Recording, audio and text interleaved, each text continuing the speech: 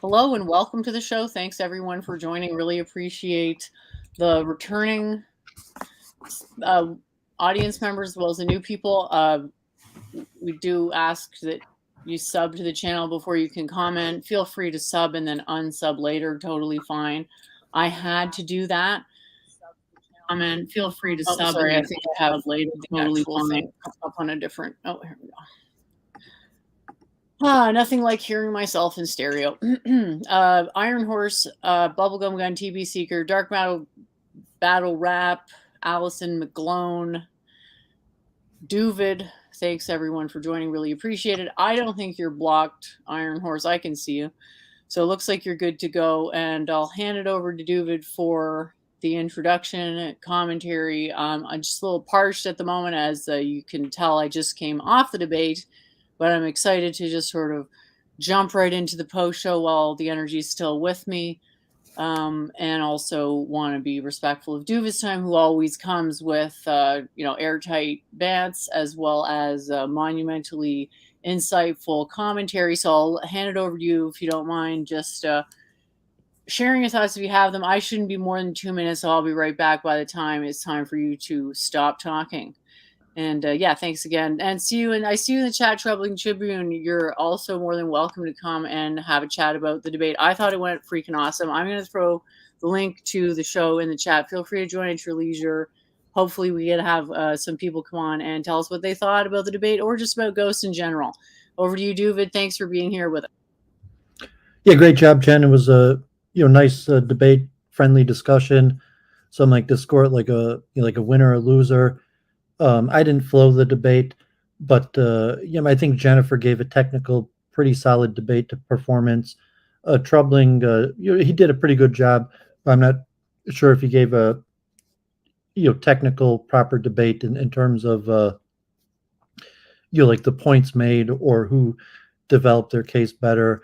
Trouble actually did a reasonably good job. Unfortunately, the sound quality, if you do want to stream in the future, you want to invest in that and you want to test your sound equipment beforehand.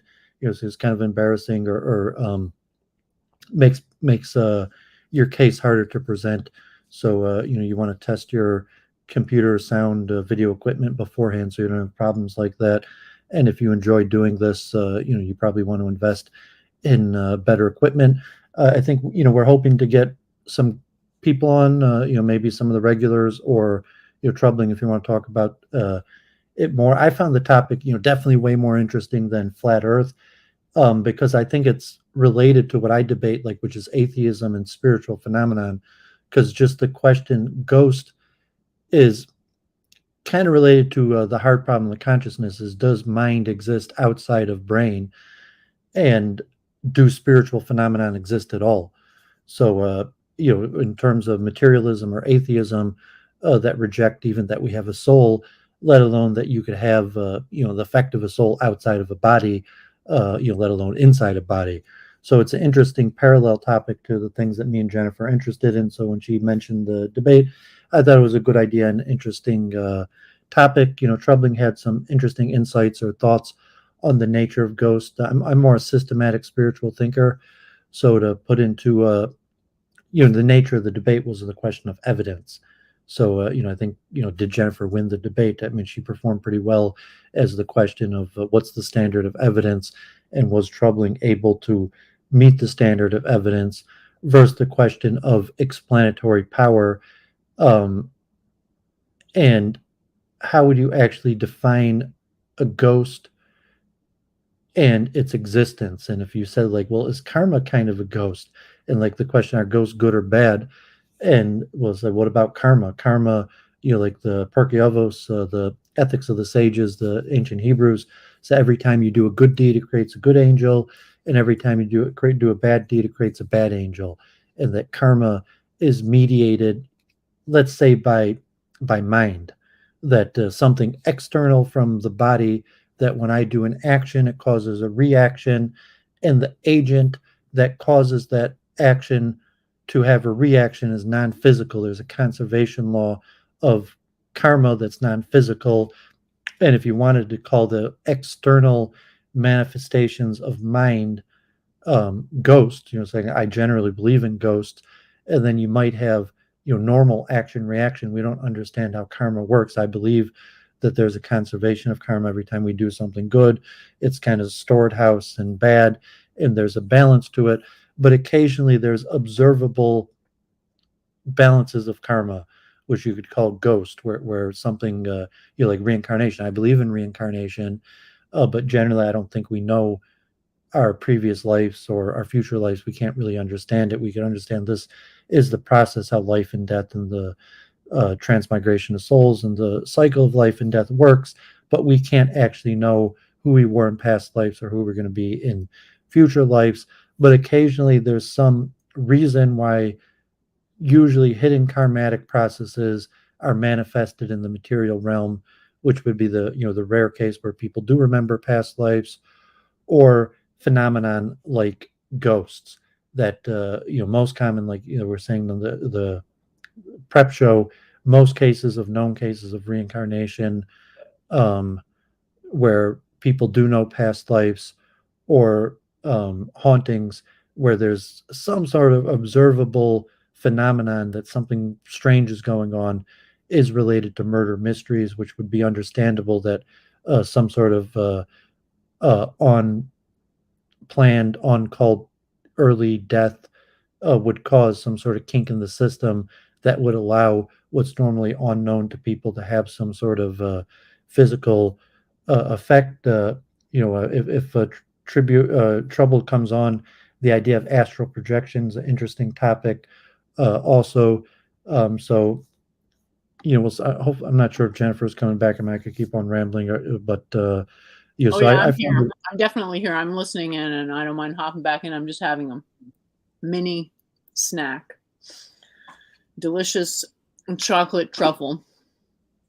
After that, I thought it was great because I feel like I improved from my past debates in terms of the structure, and it didn't go off into any like. stayed on You know how topic. sometimes you spend too long on a topic? It didn't really feel like it ever got to that point. Wherein the topic was just like, you know how you kind of just, the topic is exhausted, but you're still talking about it?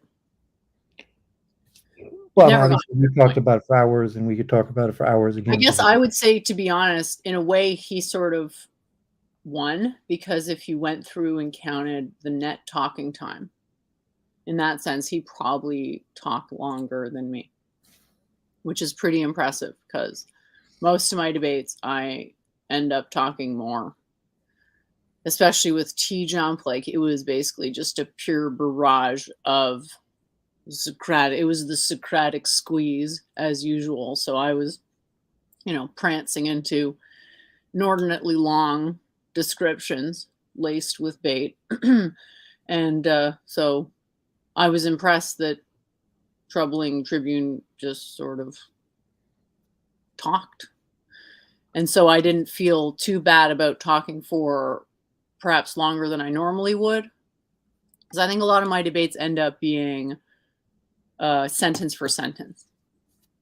And this wasn't like that. It was really cooperative for a debate. Like, we were going into some ideas, take them apart a little bit, and then say where we agreed and where we disagreed. And my debates don't usually go like that for a lot of It reasons. wasn't really a debate. I'm saying that I would say it was definitely a debate because we were not I don't agreed. think so. I'm I saying would that, say you could remember call the it. time I debated the guy about evolution? You could argue that wasn't a debate because he was actually pretty much agreeing with my position on quantum evolution. But in this case, yeah, there's, in my opinion, a substantial difference in our position. Yeah, I mean, he would need more practice and even understand what it means to have a formal debate. And did he concede right off the bat to your position that the scientific rigorous standard of measurable evidence that there won't be, and then you conceded right off the bat to the point, well, yeah, I mean, people could believe in ghosts as it has explanatory power. So from there, it just turned into a conversation, and it might have been flowable, but it wasn't really like point by point. and then it became, um, you mean he didn't do a good enough job at establishing definitions or what it would have meant for him to win the debate. So, I mean, maybe it was his first time debating, or if you want to talk like I'm talking about an academic rigorous standard of point debating and like the affirmative and advantages and disadvantages or making points that could be refuted. So it's hard to follow like what claims did he make and did you refute versus just like he conceded right off the bat that that nothing that he would said would meet scientific standard, and you conceded that there's some explanatory power. It makes sense that people would believe in ghosts, and then it turned more into a conversation about what exactly is this phenomenon you're talking about, and the various questions about the nature of mind. And he didn't. I mean, he maybe purposely he didn't even define ghost. So it's like there's evidence for ghost, but he didn't to clarify what would be the threshold for evidence. What exactly are you talking about? Um, so, I mean, you could say, I mean, it was obviously a debate because you were on different sides, but I think it was more conversational.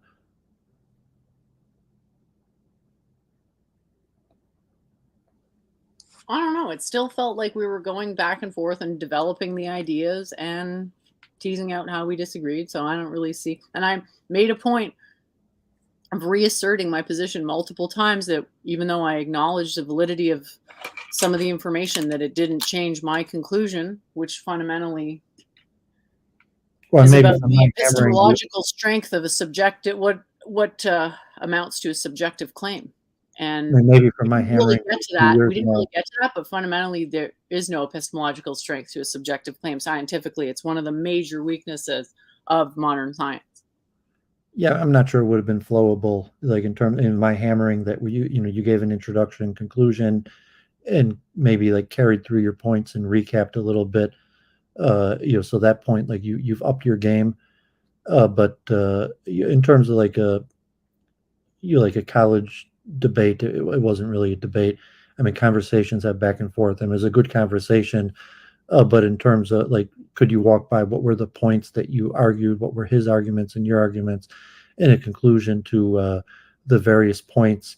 Like advantage and disadvantage. Any classical understanding of what's a debate and how it would be scored.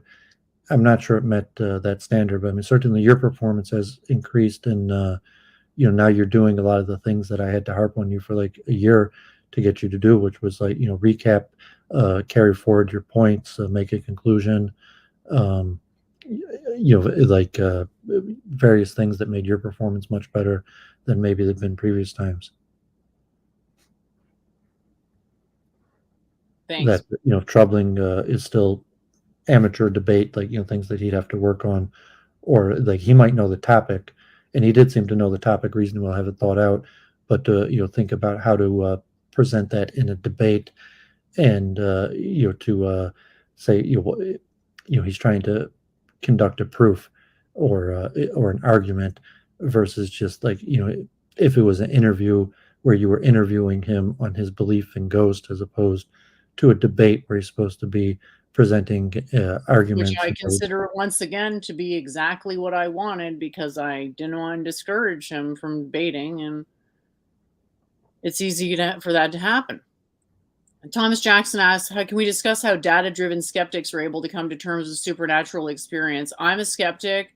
I'm fine with supernatural experience because my understanding is quantum mechanical, thereby not precluding. There's nothing mechanically precluding quote unquote supernatural experience. And by that, I mean non-local consciousness. There's just no real reason to accept a claim of non-local consciousness necessarily, certainly not in itself as a valid claim, just because something is possible, just because your consciousness can exist outside of its normal confines, which is very proximal to the body with maximum in the head. Just because that can happen doesn't mean that it does happen, but understanding the pathways by which it would happen if it could is going to get you closer to what we're calling empirical evidence, which is what I was kind of the main thing that I didn't say during the debate, but that I was hoping to get to as like a subplot. something that I didn't say, but still Yeah, I don't know if he's. I mean, he put there. ghost hunter. If he's actually like a ghost hunter, and the type person who like makes trips and travels to investigate um, paranormal phenomenon, and you're like, I mean, I guess the most famous ones, God forbid, are like murder mysteries, but there's all sorts of paranormal phenomenon, and most of it's experiential, where a person just like, well, I had an experience that doesn't seem to be explainable by um, the normal way that people understand things. If it's called materialistic science, psychology, medicine, that's paranormal. Like I experienced where it felt like my mind was outside of my body. It felt like I obtained information or communication in a way that doesn't correspond to normal communication theory. Like I know what Jennifer was thinking, even though we didn't, we were on the other sides of the planet and didn't speak or didn't communicate, or I observed a phenomenon that was outside of my sense perception, and or was given access to certain knowledge or information uh, in a way that felt like sense perception, not like I deduced it from thought, but it felt like I perceived it, but it would have been impossible for my normal sense perception. And so it's related to the hard problem of consciousness to say that that the brain, my mind, the phenomenon means that my mind could not be a product of my brain. And so if you're looking at ghosts, if it's just like a vision that you would basically be, I observed mind that wasn't the product of a brain. And if he had defined ghost in that way, or the concept of astral projection, like it's interesting to me because on the level, the hard problem of consciousness, basically what you're saying is that you have demonstrated a phenomenon that can't be explained by the mind being a product of the brain. And that would be the proof for ghosts, or what? Well, he didn't really define ghosts. So if you gave a minimal level, like anything that can't be explained by the mind arising from the brain is like a ghost. I mean, it's like a paranormal experience. It's something spiritual. Say, if you believe in spirituality, like, okay, well, I never thought, I don't perceive the world. I perceive mind as a spiritual essence, and like panpsychism, that mind is everywhere. So that's how I understand the world. I'm a spiritualist. So things like ghosts to me make sense. I believe in ghosts.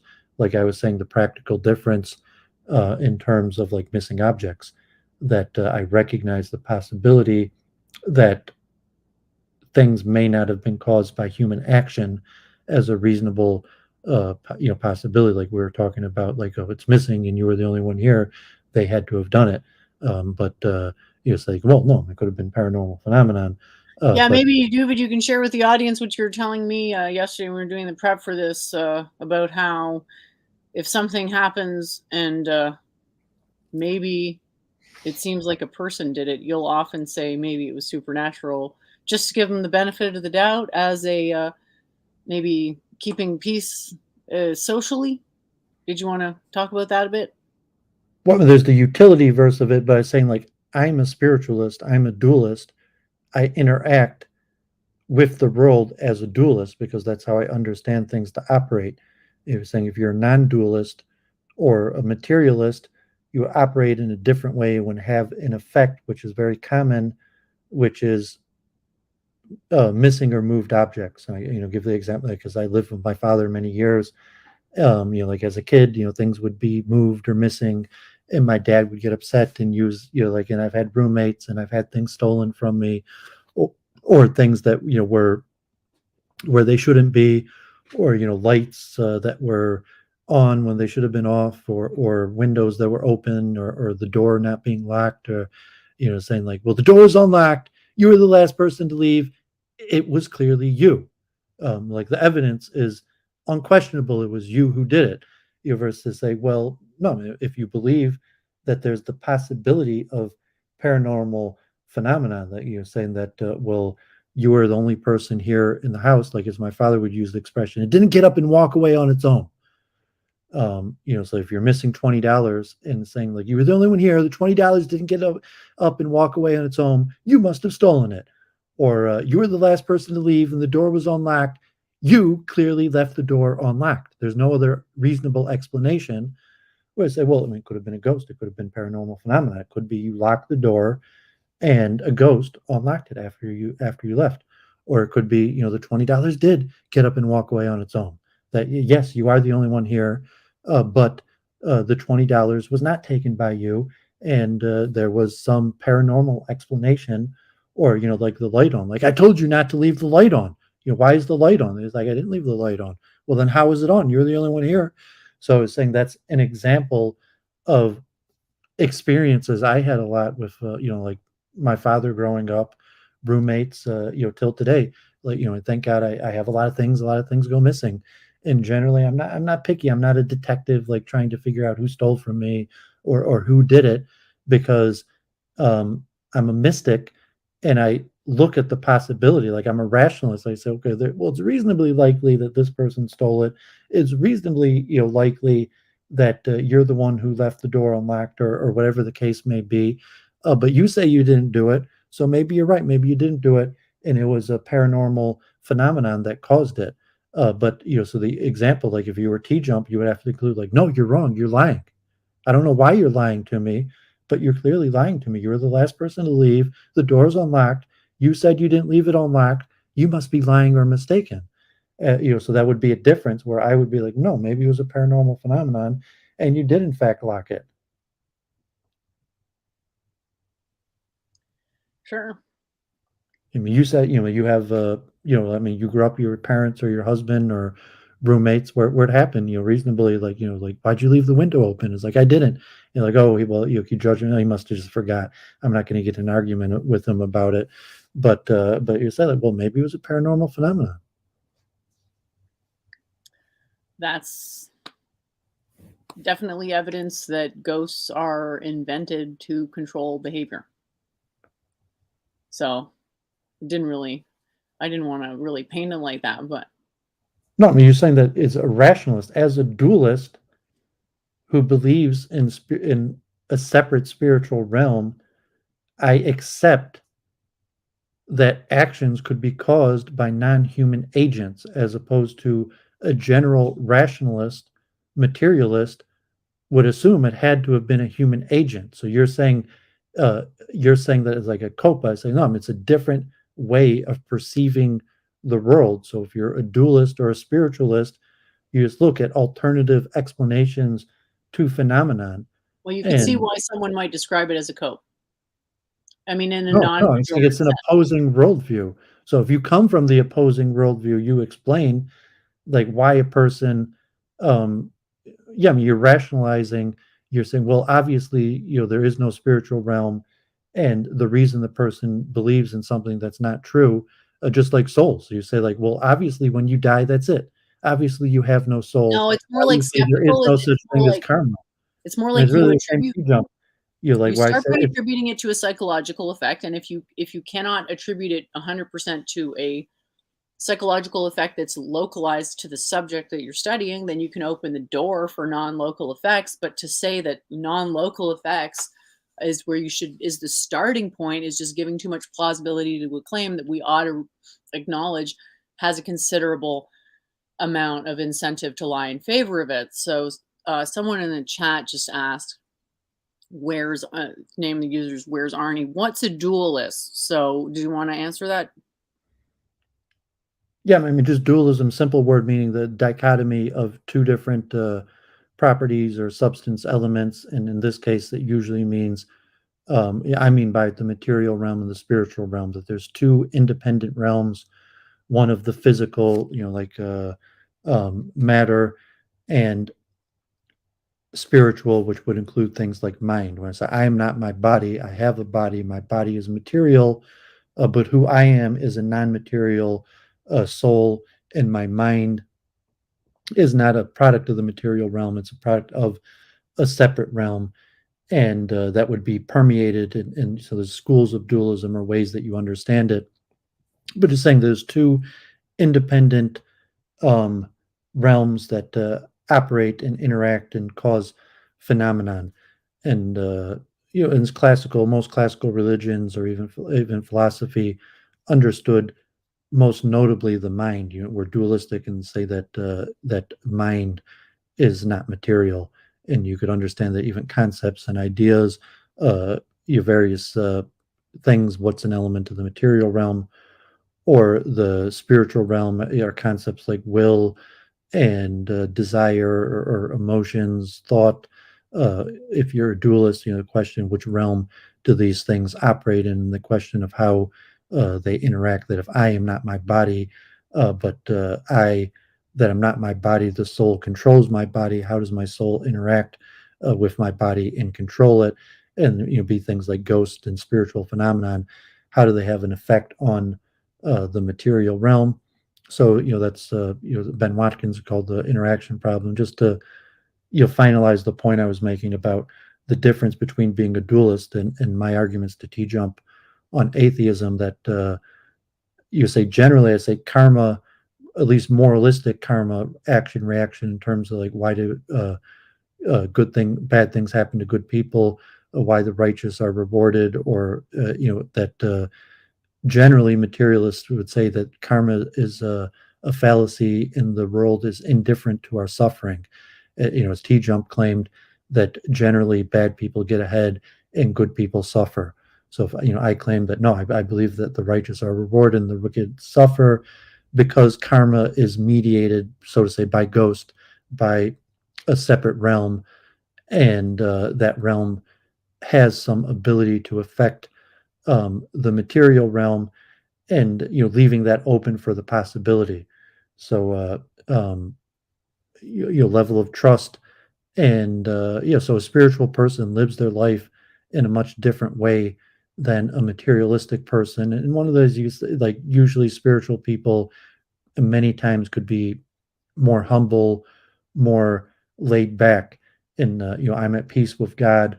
I think everything that happens to me is an interaction with the spiritual realm and my own karma, and so I don't have to play like detective trying to figure out, like, who stole that, who's out to get me, because saying, well, that's my own karma, there's some sort of spiritual balance causing that, as opposed to materialists are more like good or bad guys, or have to constantly be detectives trying to figure out what human caused that action, because like Jennifer was trying to debate to say, if mind is dependent on brain and body, that motive and will only exist within given minds, so that that someone had to have done it, and then you could figure it out, as opposed to like spiritual person. So I'm going to pray and I'm going to meditate and try to figure out like what God's trying to tell me.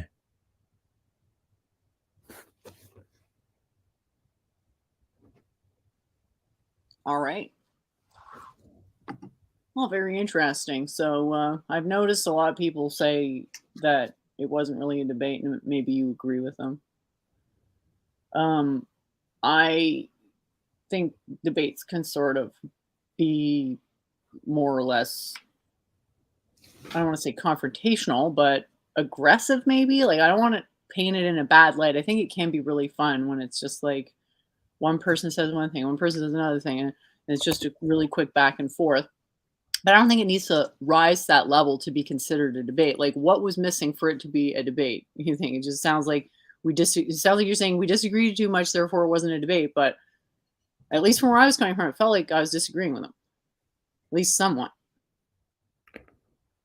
Well, I mean, definitionally, saying like arguments, you say, okay, are all arguments debates? But saying it wasn't a formal, proper debate in terms of something that could be scored or flowable.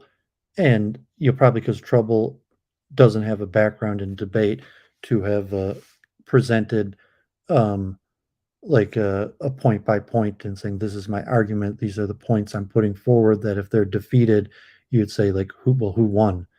And so you relatively had a clear negative, and and even what it meant for you to, so to say, what your goal in the debate, where you were saying what you were trying to demonstrate, that the what would have been the threshold for evidence that he should be expected to meet, and he failed to meet that.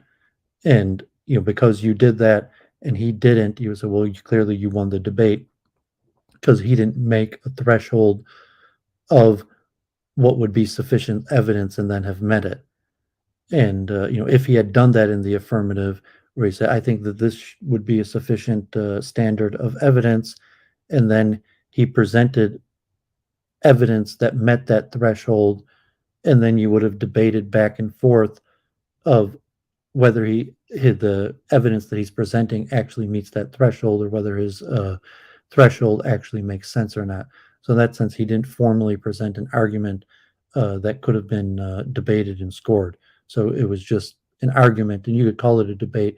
Like, debate is a loose word, that there were opposite sides and there was an argument, but it wasn't formalized in a way that could be scored or judged.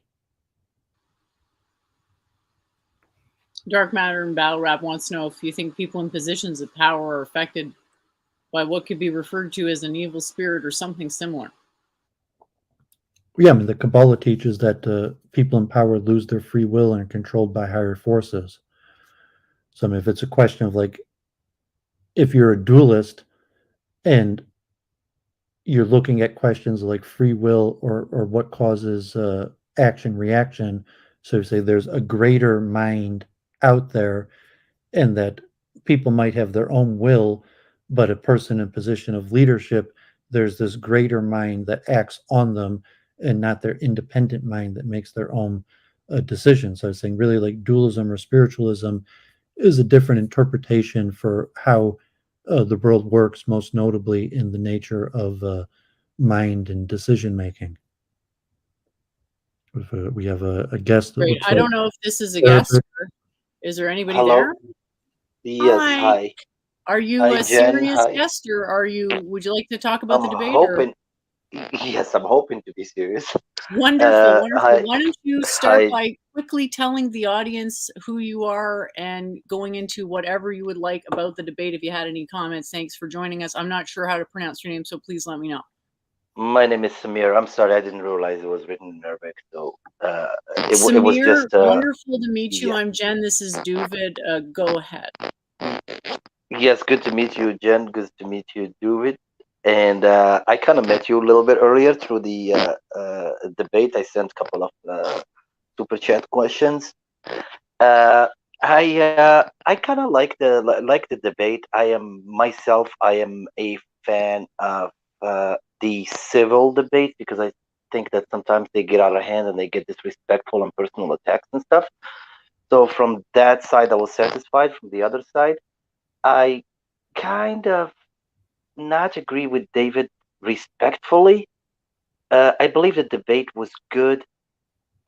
Considering the fact that with a topic like this one, I mean, and I'm a believer in God as well, as you are, David.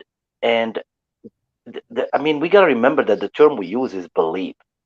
So there is always some reach to be done from our side to achieve that that knowledge of God, which it would always be done through not the touching, but through that long stick of belief.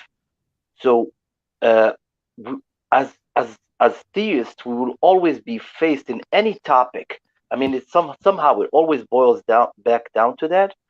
We'll always be asked to deliver proof, and it's not always. I'm saying it's not even always. It's almost impossible to deliver that scientific proof that the person wants, because you can only deliver the proof up to the hand, and the stick, they're going to have to come up with that and reach over to believe. So whether we're talking about God, whether we're talking about the supernatural, whether we're talking about any other sensitive topic like this, I believe that we can only lead them all the way up to within the stick distance that they're going to have to reach and believe.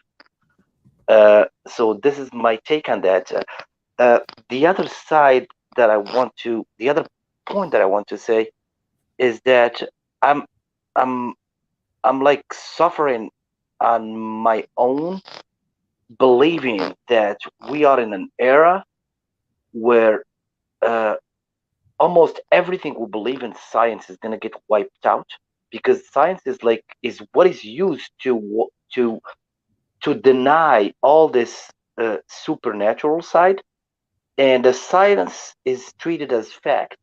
And I mean, some people will be laughing, like saying, "Of course, science is fact." But then I would ask you to go back and check. I mean, we're talking about certain sciences. I mean, uh, especially like astrophysics and geology, and I mean, we are making a huge leaps of faith, and a lot of theories are like almost disguised to be considered facts when they're built upon each other. And uh, I mean, and I'm tired of hearing words like it sounds counterintuitive. Like I'm hearing this in every science video I'm watching now, and topics that interest me, especially astronomy. Okay, uh, dark matter. Yeah, I know it sounds counterintuitive. Dark energy. I know it sounds counterintuitive.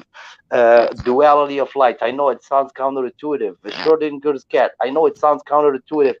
I mean, and there are tons more. I don't want to bore you guys with this, but all these things are supposedly theories. Even the quantum physics is now it's called plainly quantum physics. It's still a quantum theory, and that quantum theory is treated as fact, and everything else before that is treated as facts. And I want to point this out. If we use probability in mathematics, if we consider something to be 95% true, and we build up a pile of things that are 95% possibly true, at the end, we will have 0.05% chance that the end result is actually true. So this is why I have a problem with this, because then I feel like anytime I want to talk about something in the supernatural, I have to cross that huge wall of of supposed science that I'm supposedly either ought to believe, or then I'm not considered to be a logical person. I'm supposed to be a person that believes in the God behind the clouds, and say I don't have an answer, therefore it's God. No, I don't agree about your answer. I would love to fix all those things somehow. I mean, call things what they really are, and be honest about what we call our science right now, because I'm pretty sure all these things are gonna get refuted, and I have like strong reasons to believe that, and I don't want to go into details because it might get lengthy. Uh, but I'll stop there. So this is the problem that I have with uh, with these kinds of debates. I mean, I said all this just to say at the end that I can only lead you all the way up to the distance of the stick from the truth. The rest you have to believe, because God is judging us for believing. God is not asking us to know, because if He wants us to know, He would then offer that the rest of the distance. But this is not saying that God is not merciful. It's saying that God gave us enough to believe, and I believe personally, strongly believe that God gave me enough to believe, and I wouldn't blame Him for not giving me the rest of the distance of the stick. I have to reach out and believe. I will stop right here. I'm sorry, I kind of went on and on. Oh, I appreciate you sharing. There's a bit of clicking coming through on your end. If you don't mind muting, it sounds like a Sure. headphone is maybe touching your speaker. But I do like Yes, that you probably. brought up that point that I don't know that I agree with you, but I think there's value in going into a conversation about what does it mean to believe in something, because we kind of have this intrinsic experience that's suppositional in some sense, that has what, structural beliefs that you could say are ensconced within it. But then what you're talking about sounds like no, it's not meaningful unless it's affirmed. Therefore, there's no way that something like empirical evidence could like force a consensus. It has to be something in your soul, like God made it that way, that it's you actively believing in something. I'm not sure, I don't want to misrepresent what you said, but basically that it being meaningful sort of turned on that aspect of the heart. Very interesting point, but I'll go hand it to David if you wanted to. I'm sure you have thoughts, so go ahead. I mean, first on the debate aspect, you say, okay, I did competitive formal debate, which has rules and structure. So you say, okay, like we're going to play a game of basketball and we just, dribble and shoot and keep score, and somewhat but did we follow the official rules and structure? And say, well, you didn't follow. It wasn't a formal game, like you just, it was a pickup game or something like that. And so that's why I mean, like, okay, it's debate. It was an argument. Obviously, it was a debate, but it didn't meet the formal rules and structure of competitive debate, like high school, college debate, and if modern day debate is more informal, so it doesn't have really any structure that requires to be met. So I just meant that in that way, and also like a precision. When it's formal, it requires a certain level more preparation and precision that takes a lot more work than most people are willing or even know how to do. That maybe they're willing, they would have to work very hard and train just to be able to meet the minimal standard of the formal rules. And I hope people will do that. And I think Jennifer is actually getting very close to that. Where, but I mean, I agree with your points, and that's why I focus on dualism and the heart problem of consciousness. Because I think historically, you don't need to prove God, because mind itself, existence itself, is proof of God. The fact that I have a mind is God. That spirit, it is the spiritual realm. And so science originally, like we talk a lot about Philip Goth and panpsychism, and Philip Goth wrote the book Galileo's Error, but generally science was devised to explain only physical phenomenon, and the phenomenon of mind was considered outside of the purview of science, that science had no ability to explain mind. And only recently, the concept that the brain and thought arises from the brain, even though it hasn't been demonstrated, that would be that mind is not, in fact, a separate phenomenon, is a material phenomenon, even though science isn't at the level to explain it. And then what classical philosophy related to like mind, which would have been morals, theology, religion, as the product of mind, if it's now a product of something material, you would say it doesn't really exist. So things like karma, action, reaction, belief, God itself are considered irrational because mind is now understood to be a material phenomenon. So that's why I focus on pushing back on the idea that mind is a material phenomenon. And I think I would argue it's even bad science that people don't realize that it's actually not demonstrated by science, that science has gotten very good. I'm an engineer. I stream engineering conferences and technology. Science has gotten extremely good at explaining material phenomenon. But the reality is, as a dualist, say that science will never explain mind.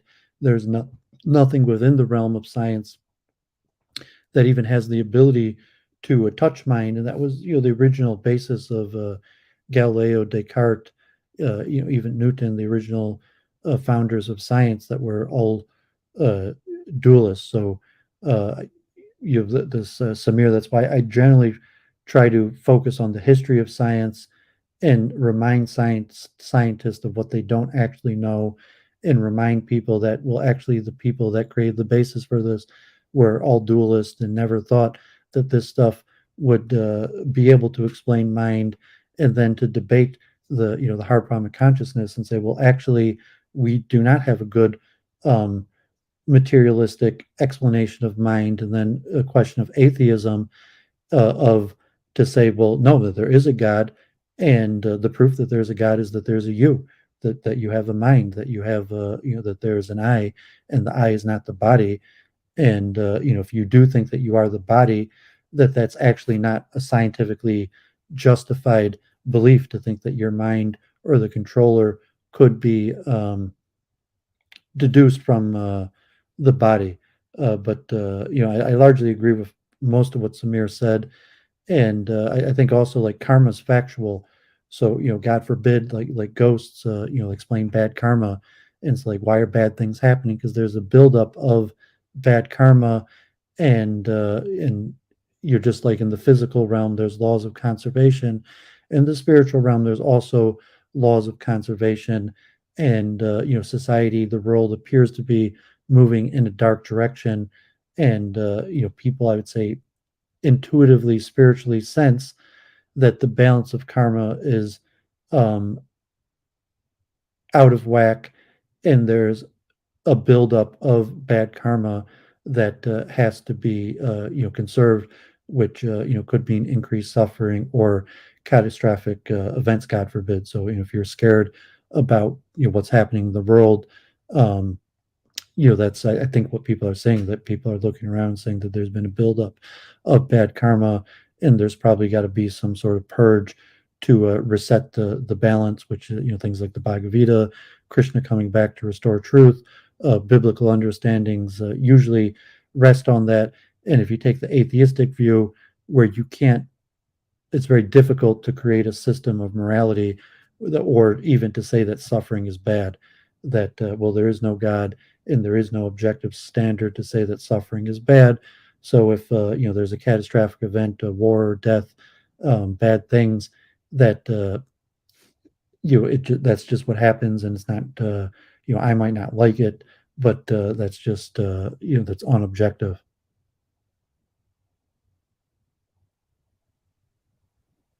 And like Samir said, you could blame that on science, because the science is telling us that suffering, good and bad, are not objective. They're a product of mind, and in essence, they're not scientific realities. They're just a figment of our imagination. I totally agree with you, David. I would like to stretch this. I hope.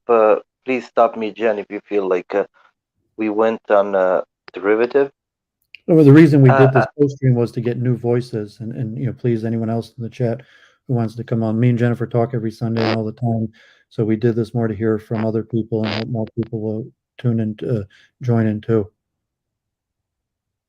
that's awesome. This is my first time here, and I really loved listening to you guys, and especially loved joining in with my opinion.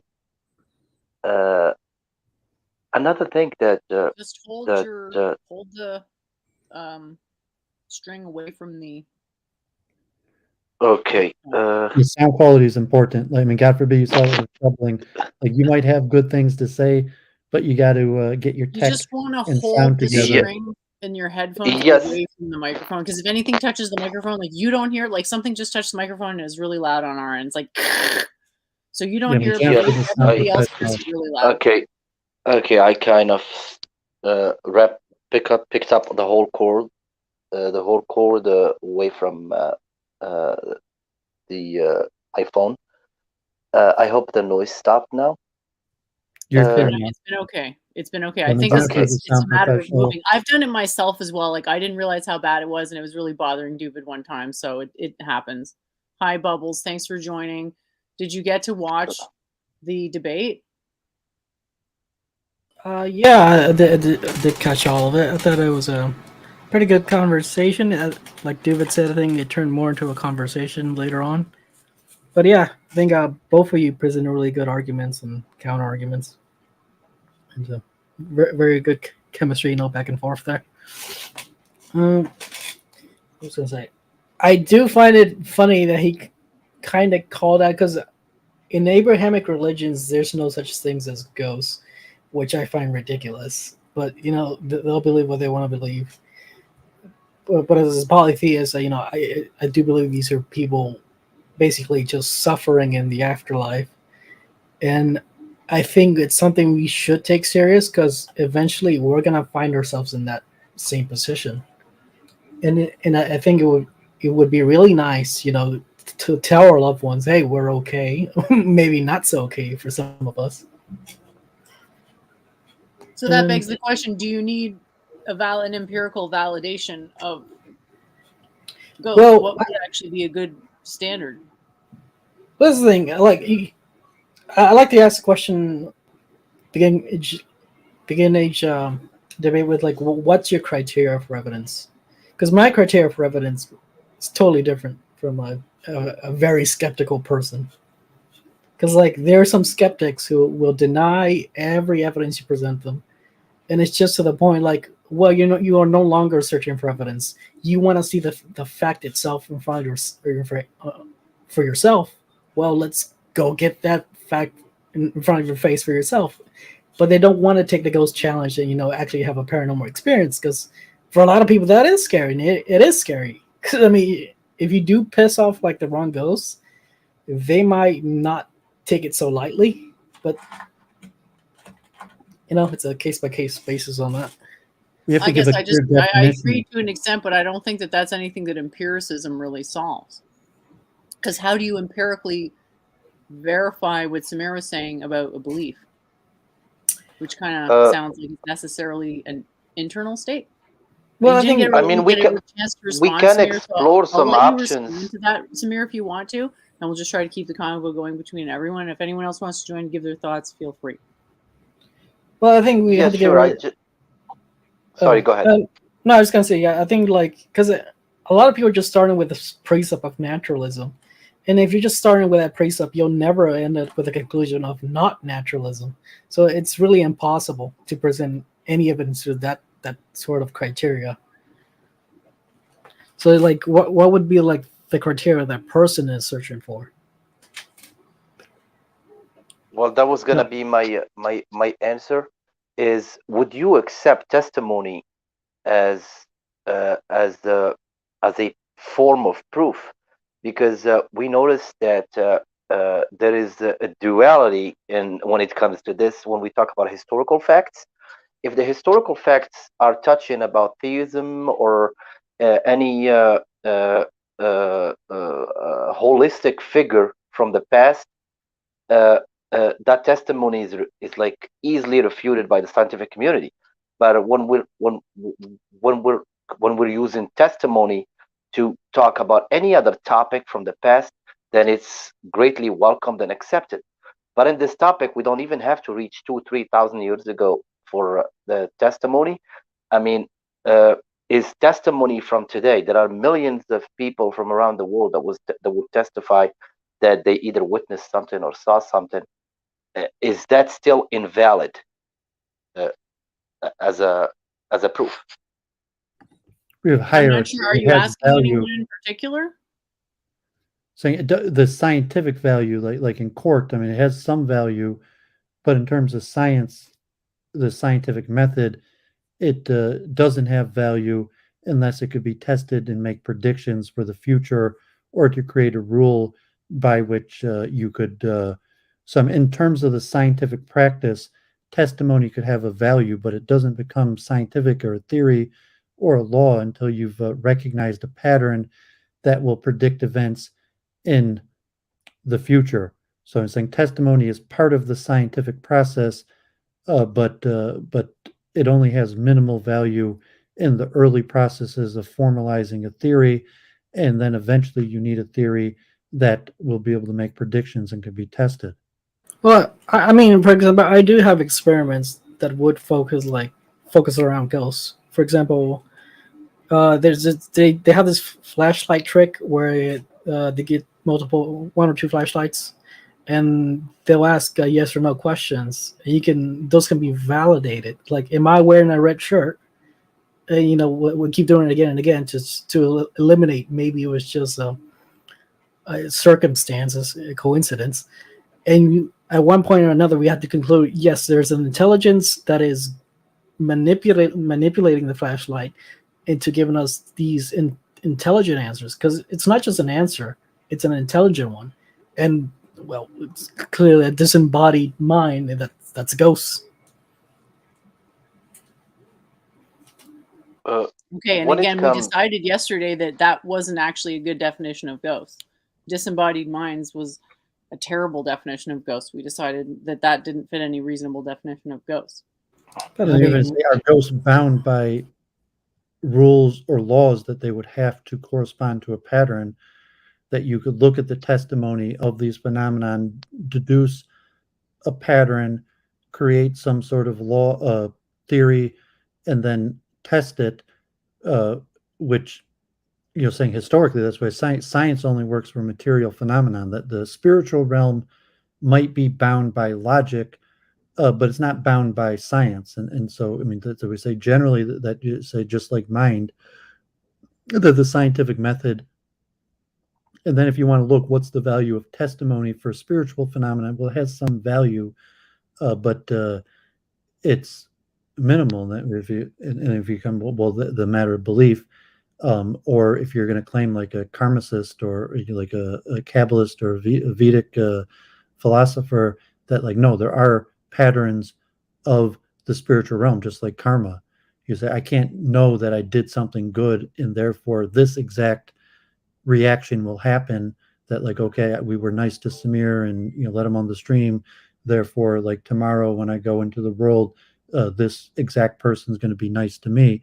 We say, well, I believe there's a conservation principle. We were nice to somebody, and therefore that created good karma, and to conserve conservation of karma, that someone else will be nice to me, but it's not in a way that would be predictable. Like I can't say that this person will be nice to me, and that we don't understand.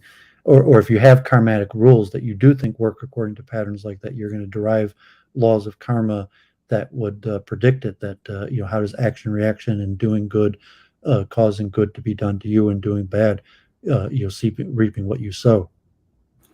well, while saying it's a disembodied mind doesn't necessarily mean it's a ghost. It could be a demon. It could just be an angel. I think it does narrow it down to like it could be a ghost as potential.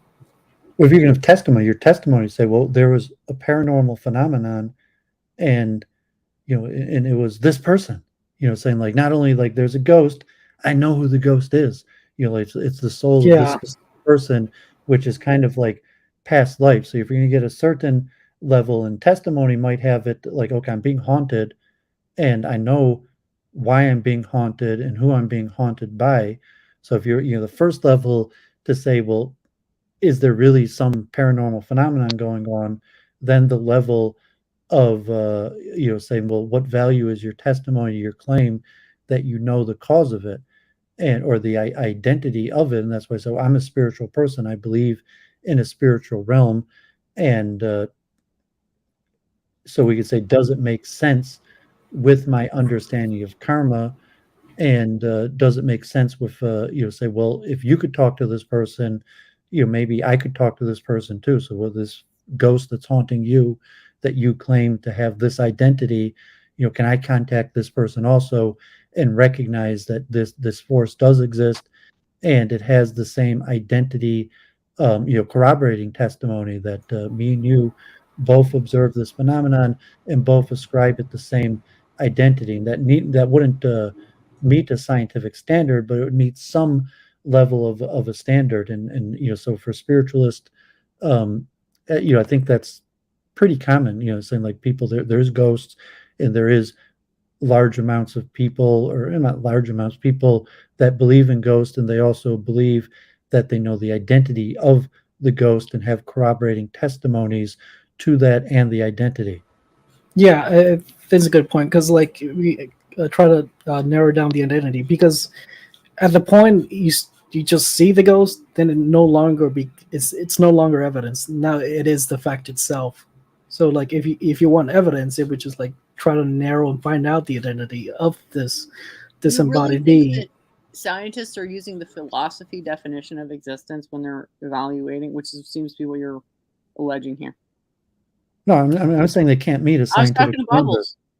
Well, okay. Well, I don't know if Bubbles thinks it could meet a scientific standard, but I'm saying that you do have testimony, and it is some level of evidence, but it's not. Well, he's basically saying interference means that evidence isn't evidence, and I'm saying no. We live in an interferential universe. In generation of evidence itself necessitates interference. The question is the interference sufficient? Like, do we know enough about the nature of the interferences to justify our inferences from the measurements themselves? And my position is no. No, I'm saying when you ask for like evidence for something, and then you're presented with that something is not evidence. Evidence is everything but that something. So like you can ask around for the identity of this disembodied being, but as soon as you get the disembodied being, that is no longer evidence. That So is you're the fact saying itself. that, like, if I do a scientific experiment and then I print it out on a piece of paper, the printed out piece of paper is not equal to the scientific apparatus that I used to generate the paper? Is that what you're saying? Like, I don't even understand what you're saying. No, like I'm saying, No, I'm saying the I'm sorry. evidence is different from the fact itself. So if you want evidence, that's fine. But if your criteria for evidence is the fact itself, you are no longer looking for evidence. You're looking for the fact itself. Okay, so you're saying that the fact itself exists apart from evidence. I don't think anyone's contesting that. What's being contested is how do we go from facts existing to our inferences about what we think facts are being justified? If that makes sense. Well, let's hear Samir, and then I'll try to clarify it. So I want to get back to this because I really want to know at what point, because there is not even a consensus within the scientific method, like among scientists, I should say, about everything that is considered to be a scientific fact right now, because there are a lot of scientists that refute certain supposed scientific facts.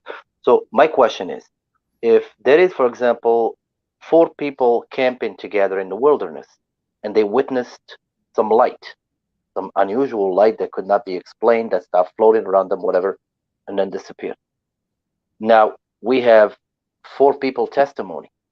Now, if we take that up a scale and there is a concert somewhere and there is 100,000 people in that concert and that light appeared again and 100,000 people saw it, nobody took any video clips of it or anything that would be considered evidence for the other not 100,000 people that didn't see it.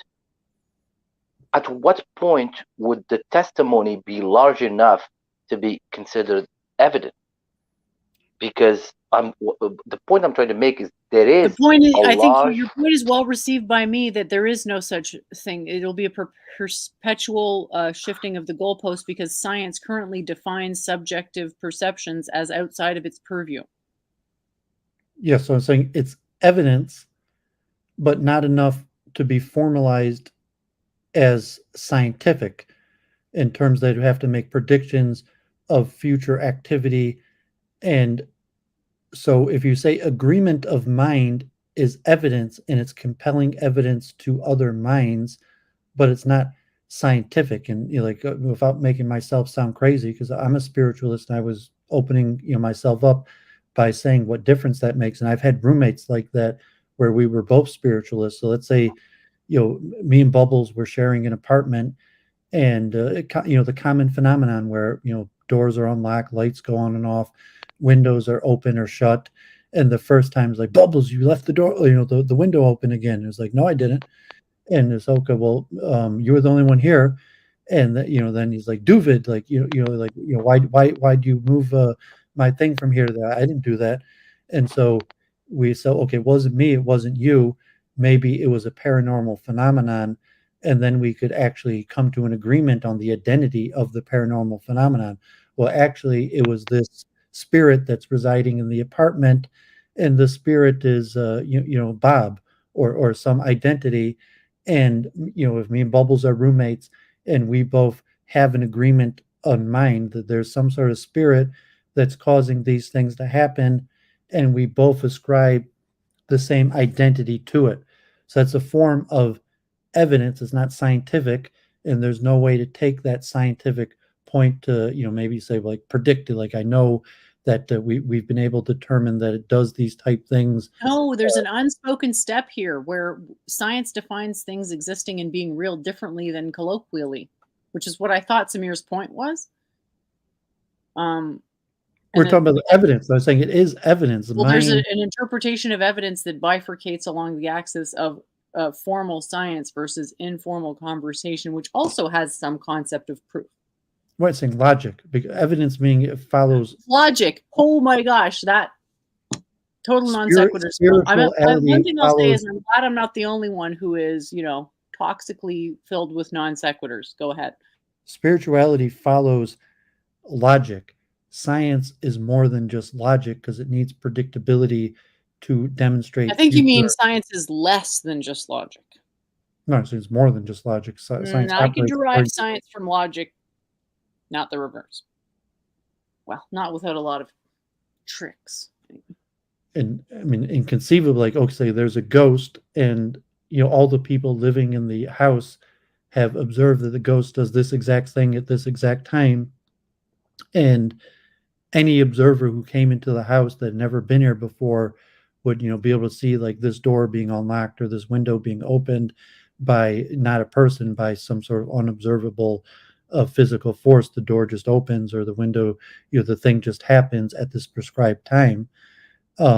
Would be some. It's still not scientific. It'd just be, well, there's a phenomenon that doesn't have a materialistic scientific phenomenon explanation, but it could be observed, versus the logic of the meeting of minds, that different minds have agreed that this phenomenon exists, have ascribed the same meaning and identity to the phenomenon.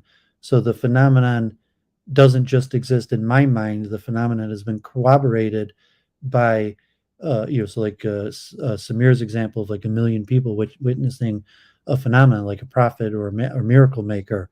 So you say, well, the phenomenon has been corroborated by multiple minds.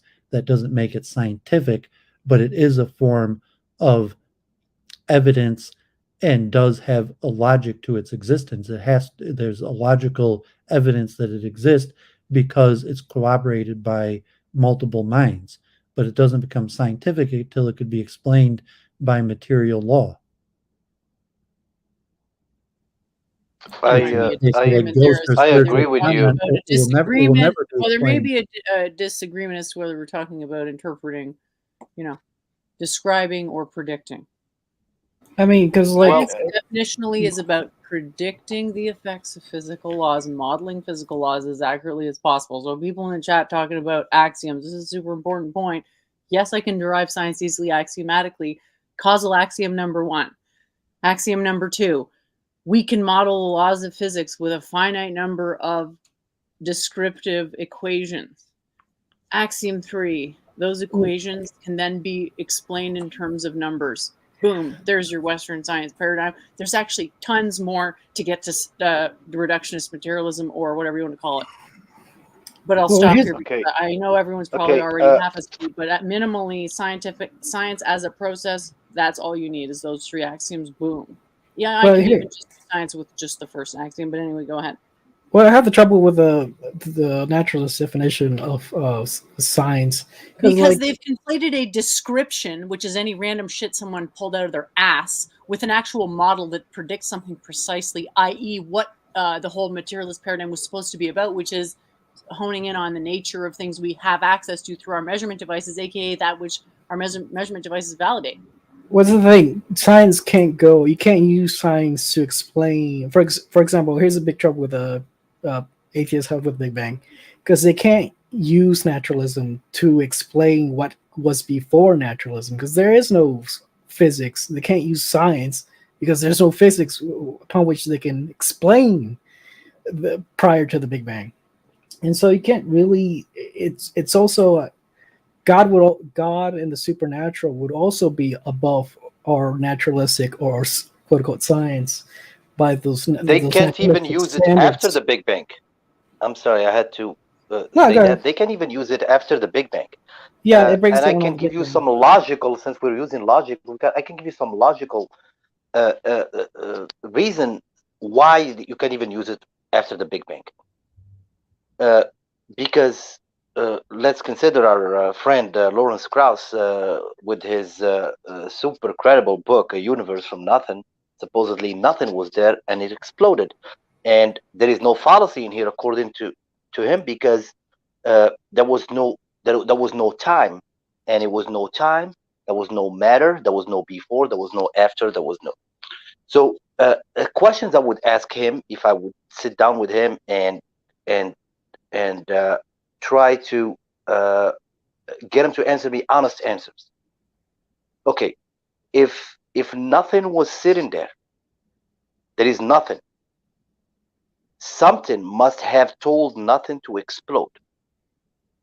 If that something told nothing to explode, then it must have been a rule before that stating that if there is a nothing, therefore nothing must explode.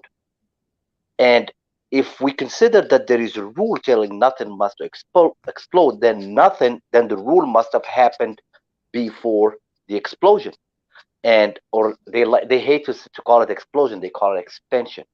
You're So, anthropomorphizing by using told, but you mean that there had to have been higher order rules, that if there was nothing, but there were higher order rules. I mean, you use anthropomorphization, that means something told, but you're saying that there were some sort of higher order rules that were in existence, and even though that there was nothing, there were still higher level rules that caused the nothing to function according to these rules. exactly, and I like to call that just a law of physics. So just because they would not want me to call that God, so I just say there must have been a law of physics that told if there is nothing, therefore nothing must expand. And then when that nothing, that's why you're using the expression "told," like that, like that's anthropomorphization. I'm using told. I'm using told just in the meaning. Higher order rules just are followed or explanatory of how all phenomenon happen, as opposed to like tell, which so if you're like God was the cause of these higher order rules. But I mean, just it's problematic you using the word told, because like no, I use the word told. Tell an object the law of gravity. Someone doesn't have to tell the object to follow the law of gravity. There is a law of gravity, and all objects follow it without being told. No, when I use the word told, it's just like a super childish simplification. It's anthropomorphization. I was saying it's problematic, your wording.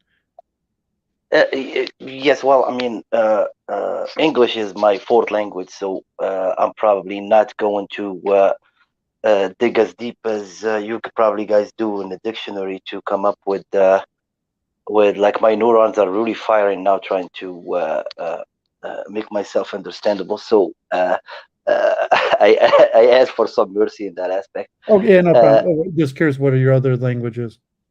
Yeah, that's cool. Okay, I speak Arabic, and I speak a local Moroccan Berber, and I speak French. Okay, great. Jennifer also speaks French or a different dialect. Je parlais de français un petit. Ouais, je parle français depuis que j'étais trop petit. Ça fait bien longtemps que j'ai pas parlé français, mais if you're a materialist, there is no mind to tell, because telling is something that a mind would do. But from a materialist perspective, they're just rules that are followed, and they're not followed because minds cause them to follow. They're followed because rules are just. I mean, it's a question of that I argue with atheists, or metaphysically, what's the origin of higher order rules, or what causes higher order rules to be obeyed? No, I agree with you. So I'll retract the word told, if what you want to say. I mean something that I don't know if does the word dictate, a law of physics that dictates that if this happens, therefore this must happen. Is that a better verbiage, you think? Well, it's a philosophical question. Why is it that laws are obeyed? And so, I mean, if you're a believer by nature, so now there's a exactly mind, or there's a God that causes rules to be obeyed, but from a materialistic perspective, there is no greater force that causes rules to be obeyed. That there's just rules, and there's following of rules. So I mean, it's an anthropomorphization, because like obeying or telling or dictating is an action of mind. So I mean, Jennifer, as a panpsychist, might also think of rules being obeyed because there's some aspect of mind, but most materialists are going to reject their necessitating mind for rules to be followed. Yes, no, yeah, exactly. That's what I said. I said at this point, I'm not necessitating any mind for this to happen. So I'm just saying that if nothing was there, it must have been some kind of law of physics, okay, that made I mean, I That's gotta use called some words. I mean, I gotta nothingness. fill it up with. The answer is Yeah. nothingness, because nothing actually has, ironically, an energetic, like our universe is not even nothing in terms of how much energy it requires, like in terms of permissibility. So we Okay. can't even So establish that nothing exists. We can establish that basically nothing doesn't exist, or something like that. And that's not correct, but anyway, emptiness would be the sort of I like how universal law. I like how Theoria pauses, but it's like it's not nothing. It's simply not a thing. Well, that doesn't really help us because we don't want to confuse people, and we don't want to give people the impression that what we're saying is that stuff comes from nothing, because ex nihilo creation is not allowed. So to have nothing sort of implies stuff metaphysically that energetically is precluded by our universe. So that's what I would say. But I would also say that the truths I'm speaking to do not lend themselves to what I call axiomatic decomposition, which is where we can say, hey, this thing's happening, like special relativity. Hey, it's happening. We can talk about it using equations and diagrams and be reasonably certain that we're all talking about the same thing. Well, that's the thing. It's limited. That's a different question, right? And I don't think that that's possible. What? Oh, like I don't think it's possible to, if there exists a unified field model, that if there's a single ontological type, that it cannot be spoken of directly in language, and that's a structural attribute of language itself. That's basically what I'm saying. So all references are necessarily indirect, not just indirect to the first degree, but indirect of several degrees, which you need to get metaphysical before you can start assessing what it actually means for these degrees to differ. But fundamentally, something physical, because it's established as physical, already has all this inheritance vis-a-vis what we are inferring or deciding on convention, what it means for us to make a measurement with a particular device. Because there's a leap of faith there where we're assuming that what we think the machine is telling us is actually in a relative ballpark of what the machine is actually telling us, which has all the metaphysical assumptions associated with mathematics and physics, which has a lot of ideas about things traveling in straight lines, things existing as particles. So it's a very complicated question, but I'm glad we're into this. Well, I think what Samir was saying, it just quickly, what Samir was, you're kind of saying what Jennifer is saying all the time, is that the materialists assume that mind is the product of material laws, that mind derives from the brain and could be a derivative of science and material laws, as where your panpsychist and dualists say the opposite, that the material derives from mind, material laws are derivative of mind. And that's kind of what Samir was getting at with this, like told type thing, that first there has to be mind for there to be material laws. And that's one of the problems of science, because science wants to flip it around where somehow science produces mind, when it would appear that it's the other way around. Yeah, as say that the same thing too. Yeah, because like they're starting with that the false precept. For example, it's like for example, a video game character trying to explain what's outside their video game. Like, no, you can only explain the laws of your video game reality, and not really outside of it. Okay, Duvid, you see the example you gave me with the Dura? I like that example you gave earlier, and I would like to use. This is not my example. This is actually part of the Raynian theory. So somehow after that expansion, that came from nothing, we have somehow to conserve that nothingness. So now the problem is not where the universe comes from, according to the Raynian theory. It says that that expansion created matter and antimatter, and it created, and for every time the matter and the antimatter contacted each other. It annihilated each other, but somehow, for one unexplained reason, 1 in every billion particle of matter survived, and that's the universe we see today. Okay, there is no way you can scientifically prove that, but there is actually part of the reigning theory. I mean, we are living in the keep the change transaction of the matter and the antimatter. How scientific is that? I'm pretty sure you heard that too. Yeah, I mean, it's the mainstream scientific theory, and it's from observable laws. I mean, so if you're talking the philosophy of science and this question of the origins of rules, and so science kind of just accepts that these rules exist because they've been observed, they've been deciphered, they've been tested, and they appear to hold in all cases. And then the mathematics of it, and what you're talking about, the cosmology, is just the reverse using of these laws and mathematical equations to explain the origins of the universe.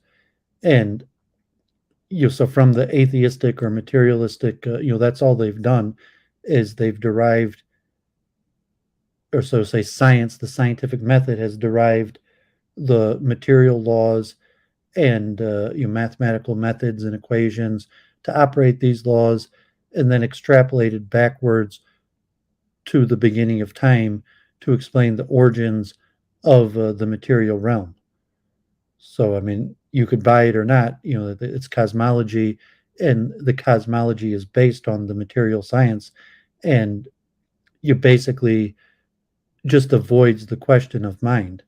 That from the scientific perspective, as Galileo separated science from mind, the question of mind is irrelevant, and even you could generally science negates mind. Mainstream science, like Jennifer, panpsychism, some schools that wouldn't be considered mainstream science, but generally science just negates mind.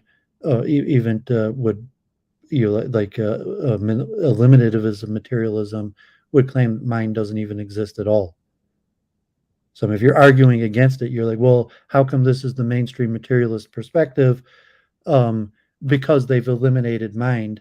And if they've eliminated mind, all they have is the rules that the scientific method has been able to deduce, and the mathematical methods and formulations that we work these rules in, and then to extrapolate backwards towards the beginning of time using these rules in mathematic methods. But can we hold them up to their own rules if they refuse ours? No, they have a double standard because they don't hold the same standard to evolution. In You're evolution, talking about crushing someone under the weight of your perception of their beliefs. That would imply people act based on the principles associated with the beliefs that they tell themselves that they have, and also that you had some right to dictate how people ought to think. Both of those appear to be quite flawed premises. well, I disagree because it's their model that is supposedly supposed to dictate how I'm ought to think. Because when mainstream scientists come out on videos and mock people like me who believe in a created universe, or I mean, they literally mock me for not believing their model. Yeah, So they are. You got to separate politics, belief, and law. So you the science doesn't necessarily create law, and then we have political systems or democracy or whatever the creation of law. So just because the scientists mock or disagree with your system, the rules, you still have the right, or if you're in America, your country, that's created by government and laws and politics. And generally, scientists are not the ones in power who create law. So you have to differentiate the power structures, that scientists don't create power structures, and there's not necessarily a thought police.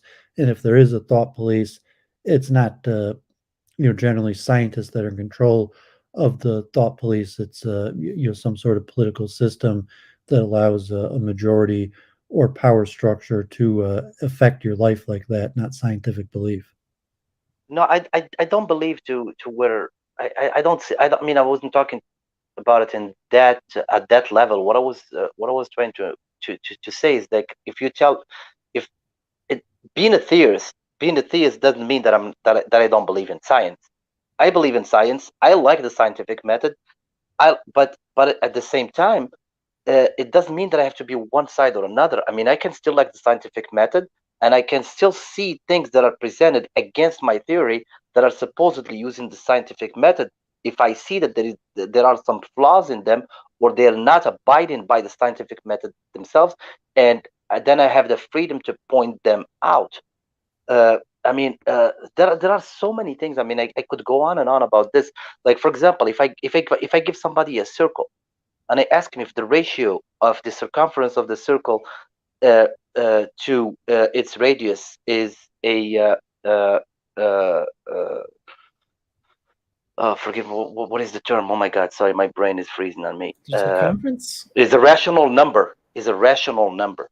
Okay, so you tell me, okay, measure the circumference and then divide it by the radius. I say okay, and then to measure the circumference, I take 3 points in the circle and I trace a line. So now I have a triangle, and then I measure and I tell you, no, it's not a rational number. You tell me, no, that's not. You didn't measure the circumference of the circle. I say, okay, what about if I make 6 points? Now I'm doing a polygon, and I try again. You tell me, no, it's still not the circumference of the circle. And I keep going, and I say, what about 12 points? What about 24? What about 48? And honestly, this is what we have been doing until now, when we keep saying that pi is not logical. Okay, we have no way until today, as humanity, we have not figured out a way to measure a curved surface accurately. So whatever Well, you're making polygon a we got to, category error because you mean general that the scientists don't dictate beliefs, that it's generally that science is like a subfield of philosophy or theology, and science is bounded towards the explanation of material phenomenon, and things like mind, law, ethics, morality um, are still debated whether they're a material phenomenon. So that doesn't affect your belief that science, all it does is explain material phenomenon, and so you're so talking about things that doesn't so like how people build computers or what they teach in university or engineering, buildings, dams, various things, versus like what you believe, how society's structured. And so I was saying it's like a category error that science is not impinging upon you. You would say atheism uh, might be impinging upon you it is, because and I can give you an atheism example. I would, it's because science is a justification for atheist. An atheist in a democratic society, if there's more atheists will start making the rules that we live by, and the atheist justification for their atheism is science. But the science itself isn't impinging upon you. The science no, I describes would material I, I phenomena. I would disagree. It's science. I would say it's their monopoly and their influence in academia. It really has nothing to do with science. I'm not sure if you ever heard of Michael Foucault. I'm not sure if you heard of him, but he said at one point, like during the 70s, that people will use quote unquote science as more as a political tool to bludgeon the political enemy rather than any sort of legitimacy. Yeah, but they use it Wow, within a that was political really well system. said. That politics isn't a science. Politics is so their scientists are using something non-scientific.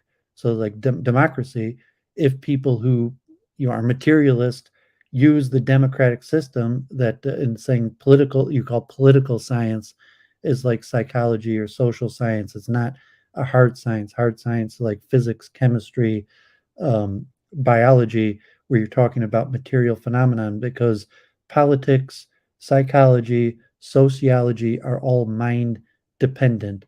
And science, at this point, you have the hard problem of consciousness, and what does it mean to have an agreement among minds, and science can't even accurately describe minds. So I mean, you're making a category error, because once you're talking about science entering the realm of politics, the people in science have already left the realm of science.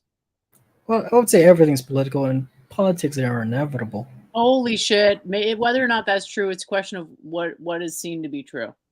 And I think this is interesting because Samir is basically saying what I said, and Duvid has this position that no one's ever heard of, where science somehow doesn't tell us how to think about things and has no influence on society, and that authority of the scientific method basically is nothing. I think this is one of those times where Duvid, God bless, you're making the same category this is error. a bit of an eccentric opinion. You're making the same category because they're saying that the philosophy. Yes, everyone except you is making a category error. That's likely it. Well, I mean, unfortunately, you just haven't studied the history of the classics and saying that. Let me ask this. It's going to make it a little more direct, if you don't mind. Logic exists in theology, philosophy, political science, and logic also exists in science. It's not unique to science. The scientific method is unique to material phenomenon.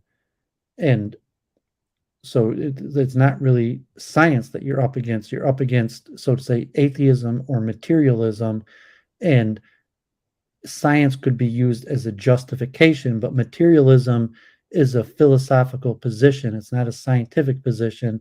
So if you're in opposition to atheists or materialists, you're in opposition to a philosophical school, not a scientific. It's not science you're up against.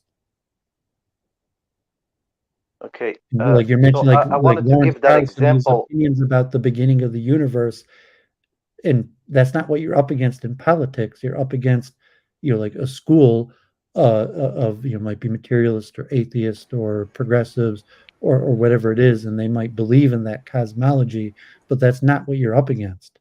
Yeah, it feels like people are just trying to plant their flag on the hill of science. Like, this is science, plant my flag, and anything else is not science.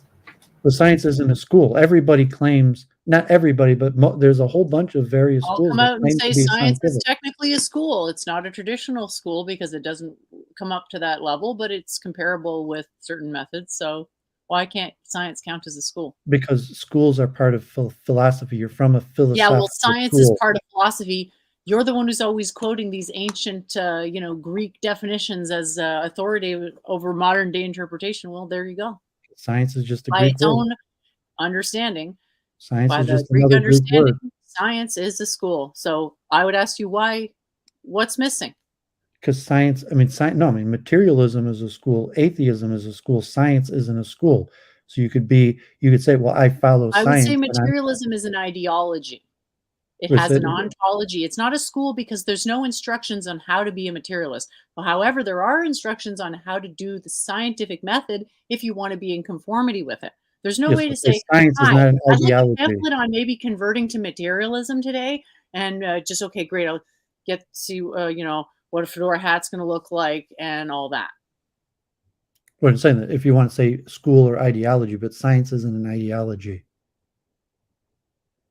All right, it's getting late for me. I'm just gonna hop out. All right, see you guys. Thanks for joining.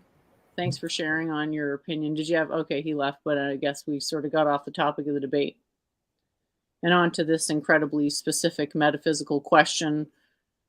Again, you're saying science is an ideology. I didn't say that. I said science is a method, which makes it a school technically because it can produce doctrines in accordance with the method. What else do you need for it to be a school? There's some way to validate the methodology. There's an authority and there's doctrines and there's a process of validation. Whether it's actually a validated process of validation is another story, but what's missing for it to be a school? And you're saying, no, there's something definitionally missing for it to be a school. And I just want to know what it is.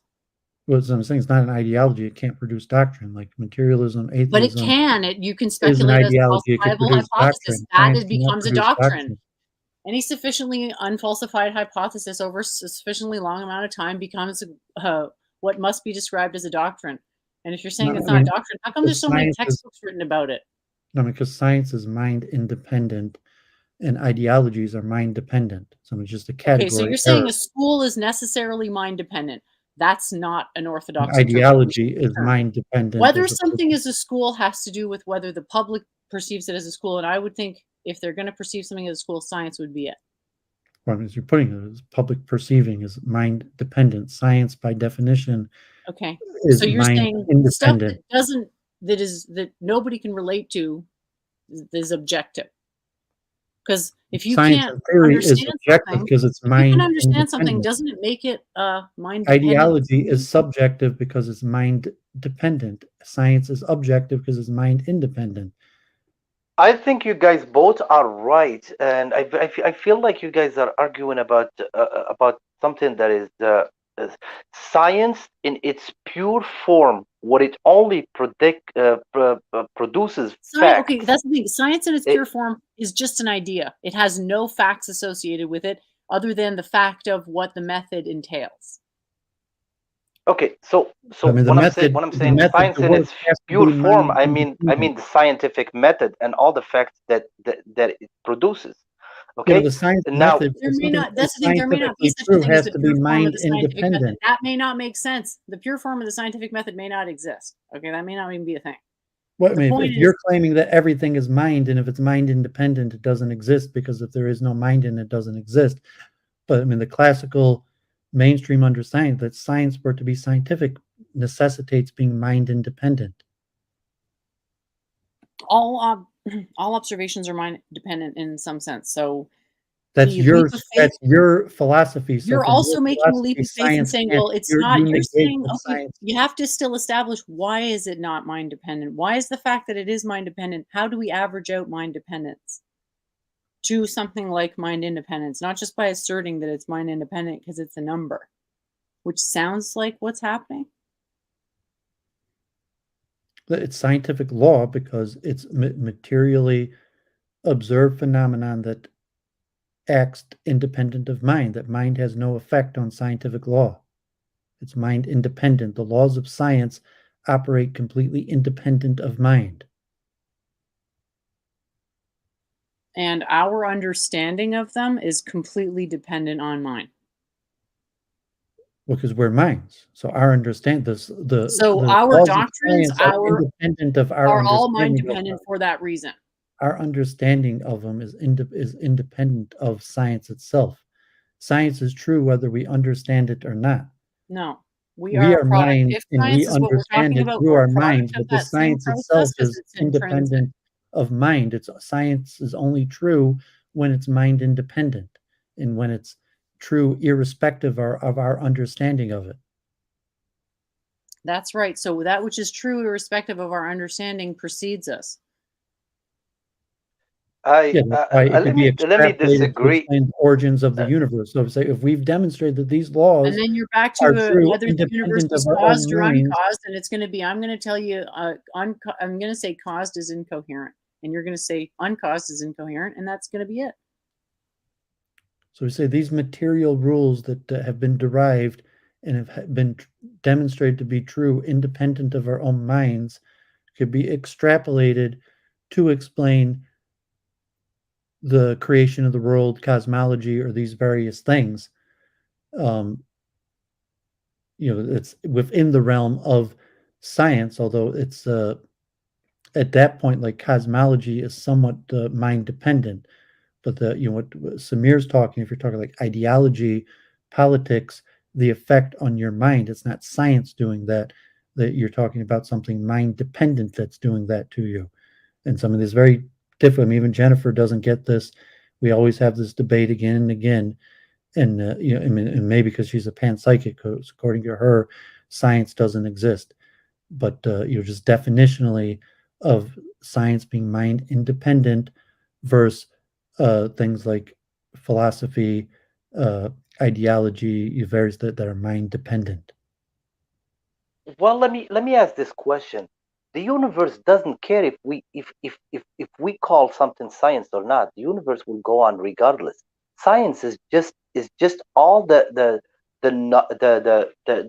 rules we made to extract the knowledge to figure out how the universe around us works. So, Right, and the I'm trying to use mind, the technical and terminology. We didn't make these rules, saying these rules are independently true yes, of they are us. independently true. But here's That's why I'm using the what I technical terminology. They're mind independent. yes, I agree about that part. I 100% agree about that part. The only part that I don't agree about is that we created that thing called science, supposed to scope the universe and figure out how it works. And we created that with our minds, and we try to figure out how the universe works, and then we come up with these supposed truths on how the universe works. A lot of times we're correct, and a lot of times we're wrong, and that's been demonstrated throughout history. Anytime we thought something was a fact, it was refuted later on. I mean, generally, the So word is used as discovered, not created. So you're using the word created, which is an anthropomorphization, and science discovers, not creates. okay. We create. Because When I said create create, is I like said already like a mind dependent. You're saying no, discovers in a mind independent way. It existed mind independently, and we no, used our minds to no. Oh, discover I something used the that word. Okay, existed this time I'm gonna defend myself of our even with the mind. If we language. created it, it Even with would be my dependent language upon barrier. our mind. But Yeah, when I it said makes a created, difference. I meant Created created. is mind I meant dependent. created the system. We Discovered did create the implies system. mind independent. No, I said created, referring to the system. We did create a system. That No, scientific method. discovered, We created that. discovered the No, we didn't system. discover a scientific method. We discovered what the scientific method extracted from that universe that is working regardless of our input.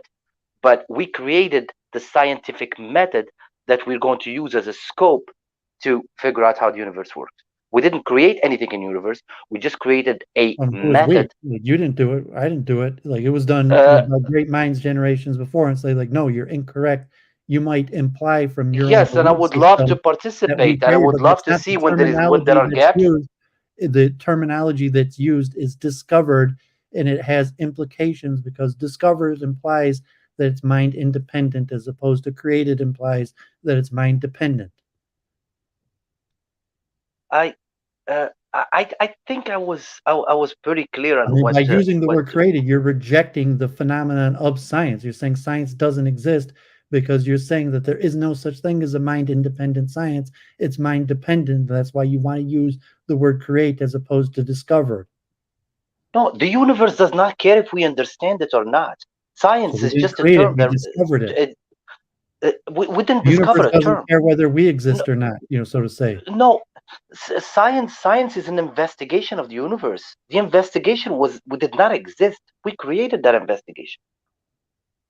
We conducted that investigation and discovered the mind independent rules that we live by. We didn't create we conducted the investigation and discovered the mind independent rules that our minds operate according to. Created as in the meaning of it didn't exist before the moment we conducted it. That's what I meant by created. Yeah, and regardless of the terminology, by your insistence on using the word created, what you're trying to do is negate a fundamental. No, I'm not trying to. I'm not trying to. No, I'm not. I'm literally. Like, no, science isn't discovered; it's created, and in that, it has a philosophical implication that lowers the value of science. No, that's not even what I was going with. The thing. This is like the second time I get stuck with the language part, and I never get to the point I was trying to make. So why do you keep on insisting on using the word created as opposed to discovered? Creative implies mind dependent. Discovered. No, if you had, I can't believe how harsh you're being here. Like you and I've had this convo, and you've definitely if taken you had the given me side of this before about stuff being if you had given me if you had given me a term that would be more aligned with what I'm trying to say, I would accept it. Discovered just does not fit in my sentence in what I'm trying to say. The word discovered is like even further away. That's why I'm having a hard time using it. If you gave me anything else, if we initiated, does that work better? Initiated? No, I'm using the word that historically was used. Est-ce capable de t'exprimer en français? Et je Oui, je suis bien capable de m'exprimer en français. Oui, bien sûr. Mais je telling sais you pas the proper si, word is si discovered, les and if gens you avec don't know nous how to use the proper word, comprennent Non, mais ce ça que je veux dire. dérange pas, tu me l'expliques là. Et sans doute, j'explique. Et j'explique ce que tu Euh, veux dire là. D'accord, mais je veux pas que ça a l'air que je suis en train de le moquer ou quelque chose comme Non, ça non. parce que j'ai beaucoup de respect pour lui. Oh, certainement pas. Ce que je veux dire, c'est que euh, euh, l'univers, euh, ça lui fait ni chaud ni froid si on comprend comment ça marche ou pas. D'accord? Alors, euh, c'est nous avons initié cette approche qu'on a appelée science. On pouvait l'appeler n'importe quoi, pain, chaussures, n'importe quoi. On l'a appelé science. Et c'est ce qu'on a appelé l'investigation que nous allions faire pour comprendre l'univers. Et on a créé une méthode que tout le monde semble d'agréer que la méthode est bonne, que la méthode est juste, la méthode est exacte. Mais, euh, mais alors, il n'y a pas de problème avec la méthode. Ce que je veux dire, c'est que maintenant, on a la tendance de voir que certains euh, euh, euh, euh, euh, oh my God, scientist. I don't know why I'm struggling. What happened? Euh, Quelques savants utilisent des choses qui ne sont pas, qui ne font pas partie de la méthode scientifique pour arriver à des résultats qui vont plus tard utiliser pour nous convaincre que nous avons tort. Et là, Genre, je suis. il me faut une langue, genre, juste la méthode scientifique uniquement justifie aucun fait, si je te comprends. Il faut quelque chose davantage du style, peut-être une idée ou bien non, une langue. Voilà, je vais donner un exemple. De l'architecture qui va nous way, like, c'est-tu proche? Is that kind of what you're saying? Pretty close. I'll go back to English now, just to because I want to make sure that everyone understands. What I understood out of what you said so far is that science as a method is fine. It's just that it's insufficient in some sense, and that's what we're still trying to get to, like how it's insufficient. Because it would seem like you were sort of talking about ultimate origins of the universe, which I would agree with you that, like, if all science is telling us is that it's we can investigate things and know more about them through whatever dialectic that represents, then that's not necessarily, it doesn't provide a self-evident inroads to ultimate origins. I'm not sure if that's what you're saying, but I just thought I'd throw it out there. No, that's really good. I mean, please, I'm gonna struggle with my words to get there. I'm not gonna take long, I promise. But please, just let me get there. And what I'm trying to say is that the universe does not care if we understand how it works or not. We as humans have whatever term fits. I'm not even going to use a term this time. A method to understand how that universe works. Okay, we called it science, and we agreed about a scientific method that seems pretty solid, rock solid, that it works. That scientific method. And whether theists or atheists or whomever, agnostics, they agree about that scientific method is pretty rock solid. We agree about that.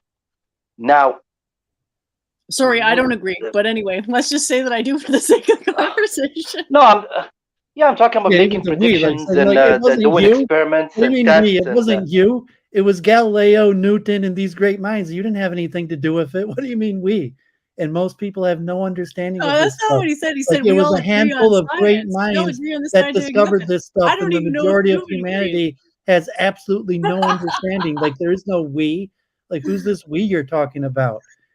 You're talking about a handful of great minds over generations, and the majority of humanity today has no understanding of this stuff. No, I'm saying we because I had a condition and it grew another head.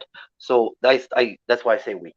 I mean, but there's who's the we? Like it's Galileo, Yeah. Newton, a handful of people, Okay. and the Okay. plebs like us that are just trying to understand the accomplishment that these great men made, and that we can't even understand what these great men did that developed these ideas. I mean, we like to promise I put it can as stop we as at this collective point. I humankind. can stop at this point, but I You said like listen. you have a small part in the I achievement believe of Newton and okay. Galileo. I believe I'm one of the smartest men that ever worked on this planet, and I reserve the right to believe that.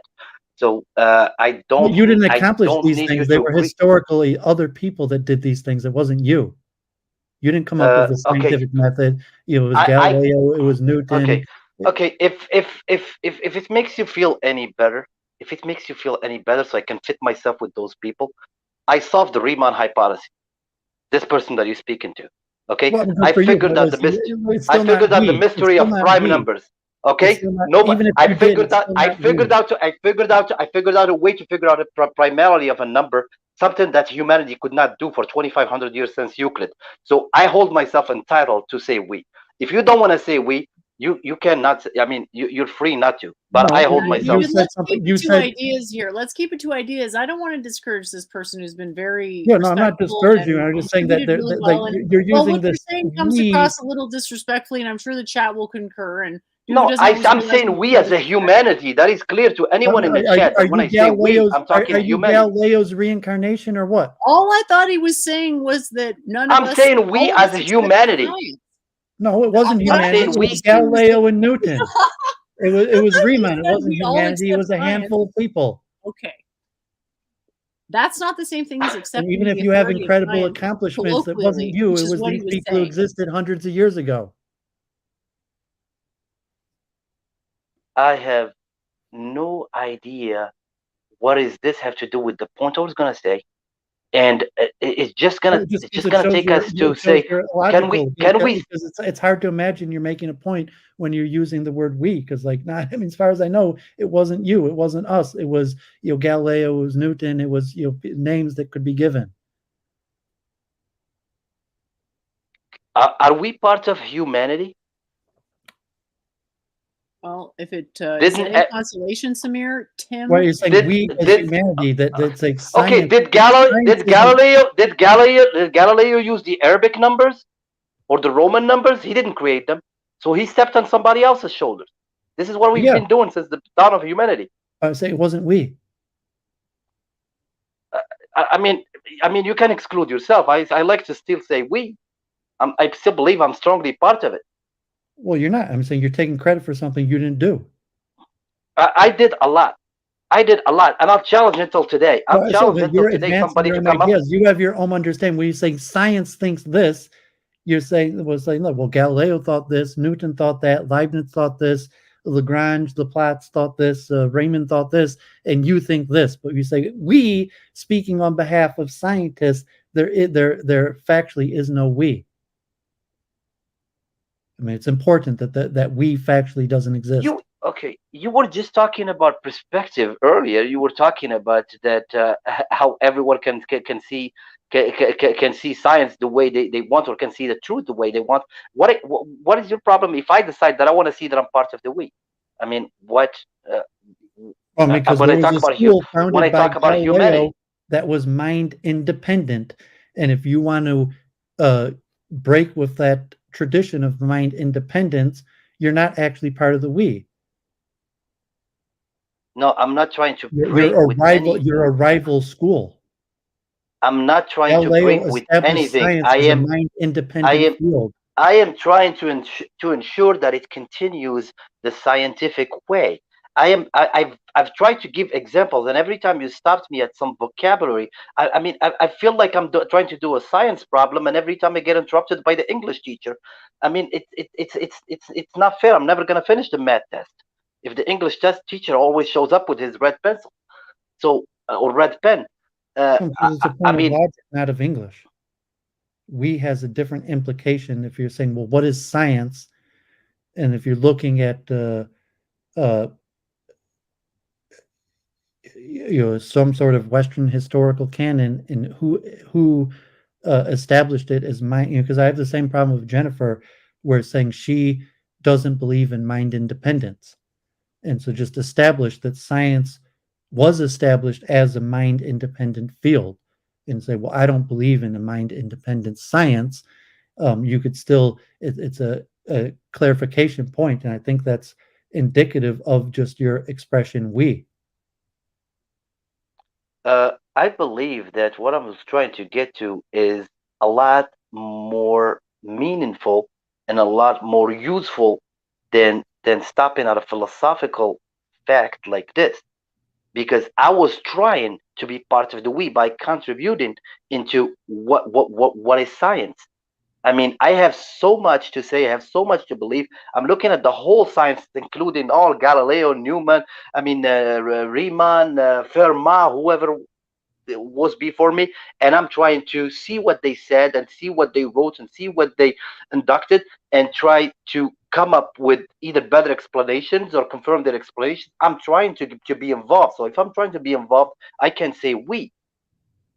Well, I mean, it goes back to what we were talking about, created or discovered. So you're like, we created, and so I'm pinning it down to, what I think the main point I'm picking at is this mind independence. And so your terminology shows that you have a mind dependent understanding of science just by your using words like we and created. No, that's exactly the opposite point I was trying to make. If you ever let me, that's not what I was saying. And that's the problem I always have with Jennifer, because I understand that she rejects mind independence. And you're saying it's hard for me to. I could engage with mind dependence as long as it was systematized, but you're saying it's arbitrarily systematized, and I'm saying I don't have any memory space for arbitrary systemizations as a concept I don't even accept in the first place. Exactly. Jennifer, the mind ought to be dependent on certain situations where there is a consensus, when there is a clear consensus that we have arrived at the ultimate truth. Yeah, then the mind will be dependent on that truth. All minds will be dependent on that truth.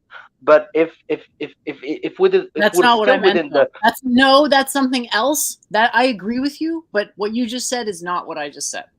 Just to be clear, there. Okay, I'm sorry, I misunderstood that. It's okay. It's an incredibly complicated topic. And I don't even remember what the original question was. It's just so abstract, and I'm a bit lost. Okay. Yeah.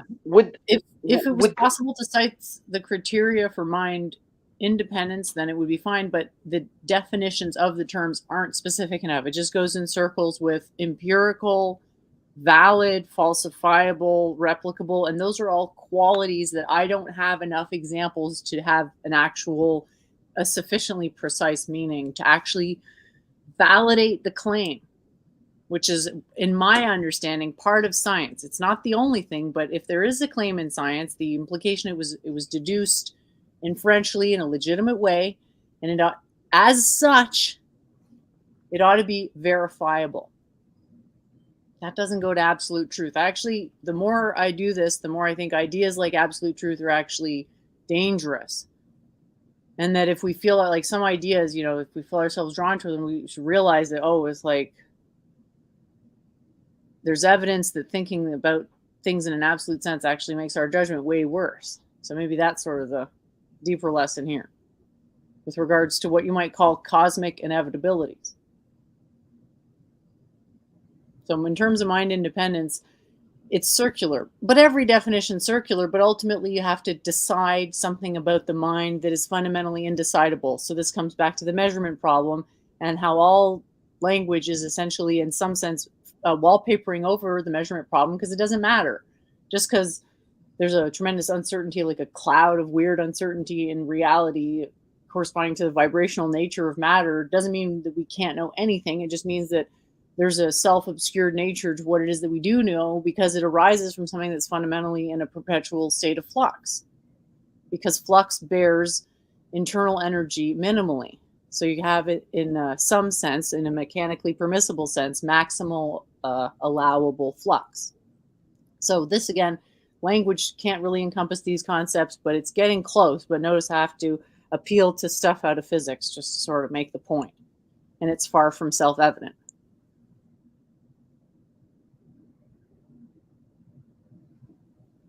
But I mean, I agree here that arguing about we is sort of not germane to the point. I don't think there's answers to these questions. I think the best we can do is have these kinds of conversations where we all sort of throw in our opinions, and by the force of all those opinions together, it becomes a little more clear, because it's a bit of a consensus, but it's a specialized consensus, not just I mean, I have to be honest. I have to be honest, Jen. I mean, I understand that Duvid is at a level of depth with the philosophical part of it that I would be a fly in his world. I mean, I have to admit that from the start. And I feel like anytime I would come near his world, I would get zapped. So that's why I'm not trying to zap you. I was just trying to clarify things so that we could move forward, and that's why I was stressing this mind independence aspect. So every time that you were putting something in a way that made it mind independent, I was like, well, I thought we're talking about science, which is mind independent, and now all of a sudden it sounds like you're talking but about. Do you understand the sense in which science has to be science can claim that it's mind independent, and I totally get that. We have these mechanical measurements, but the point is that a human person, human people, human effort put together a systematic doctrine of what we call the scientific method, which exists as an idea, which can be described completely independently of any apparatus that implements it, allegedly. Jen, what do you think? If science departs the history of science, as opposed to say maybe science that's what it existed independently, just like the laws of nature exist mind independently. Science itself exists mind independently, and that's why it was discovered. So if Samir had some great discovery, he didn't create it, he discovered it. It existed independently of him. It wasn't a creation of his mind. It was his mind may have discovered it or created philosophically nobody ever created anything. It's only true if it's independent of your mind. If it's a creation of your mind, it's not true. It's only true if it's independent of your mind. Yes, and so the sense in which you can argue the metaphysics of mind independence is that it is a methodology that is replicable, that makes predictions, that is, by replicable, I mean, if you want to validate it anytime, you can. All you have to do is set up the apparatus the way that the experiment, like it's fundamentally experiment centric. And then the question is, what is an experiment? Are we some kind of an experiment? Like, can we interpret ourselves that way? That's sort of where I think, at least, Samir sort of wants to go with this more in a. Yeah, I mean, a simple question: are we allowed, as a believer, like you say, oh, I'm a dualist, and I'm a believer also, but I believe that there's a material realm, and the material realm operates according to science, but there's also a spiritual realm that operates still according to logic, but not according to science. And I don't know if Samir's, Jennifer's may a panpsychist that has maybe like a parallel understanding. I don't know if Samir, generally an Islamic take is similar to what I'm saying of dualism, that science. I don't agree. Realm, but there's a spiritual realm that operates, yes, according to logic, but not according to science. No, I don't believe that, because I'm gonna tell you why. Because you see, I was like always trying to keep my religion like in my backpack in this, but like I'm gonna have to take it out just for a second and put it back. Like the universe that we live in, like I believe there is jinn. Jennifer came across this term earlier today in the debate. Jinn is another creature that is being tested in parallel to humans in this universe, in this physical universe that we see. And we're told that we were created from clay or from dirt, and they were created from fire. And we're told that the humans are punished with fire at the time that these other beings are punished with frost. Like they get burned with the cold, with the frost, with whatever is freezing. So here there are two realities of physics happening at the same time, like within the seen and the unseen beings within this seen universe. So I don't believe that there is a duality. I believe that God is able to make it all work within one package. So this is I'll put the gin back in my pack, in my backpack. Well, yeah, I'm saying if there's one God, but there's two realms. God, you're saying God is the ruler over the material and the spiritual realm, and there's different understandings of monism, or what does it mean, the material realm, if it's a derivative of the spiritual realm. But I mean, certainly, there's like classical, Abrahamic religions. There's one God who rules over both the material and the spiritual realm, and there's interaction between the two realms. Science comes later. Science comes in saying that science.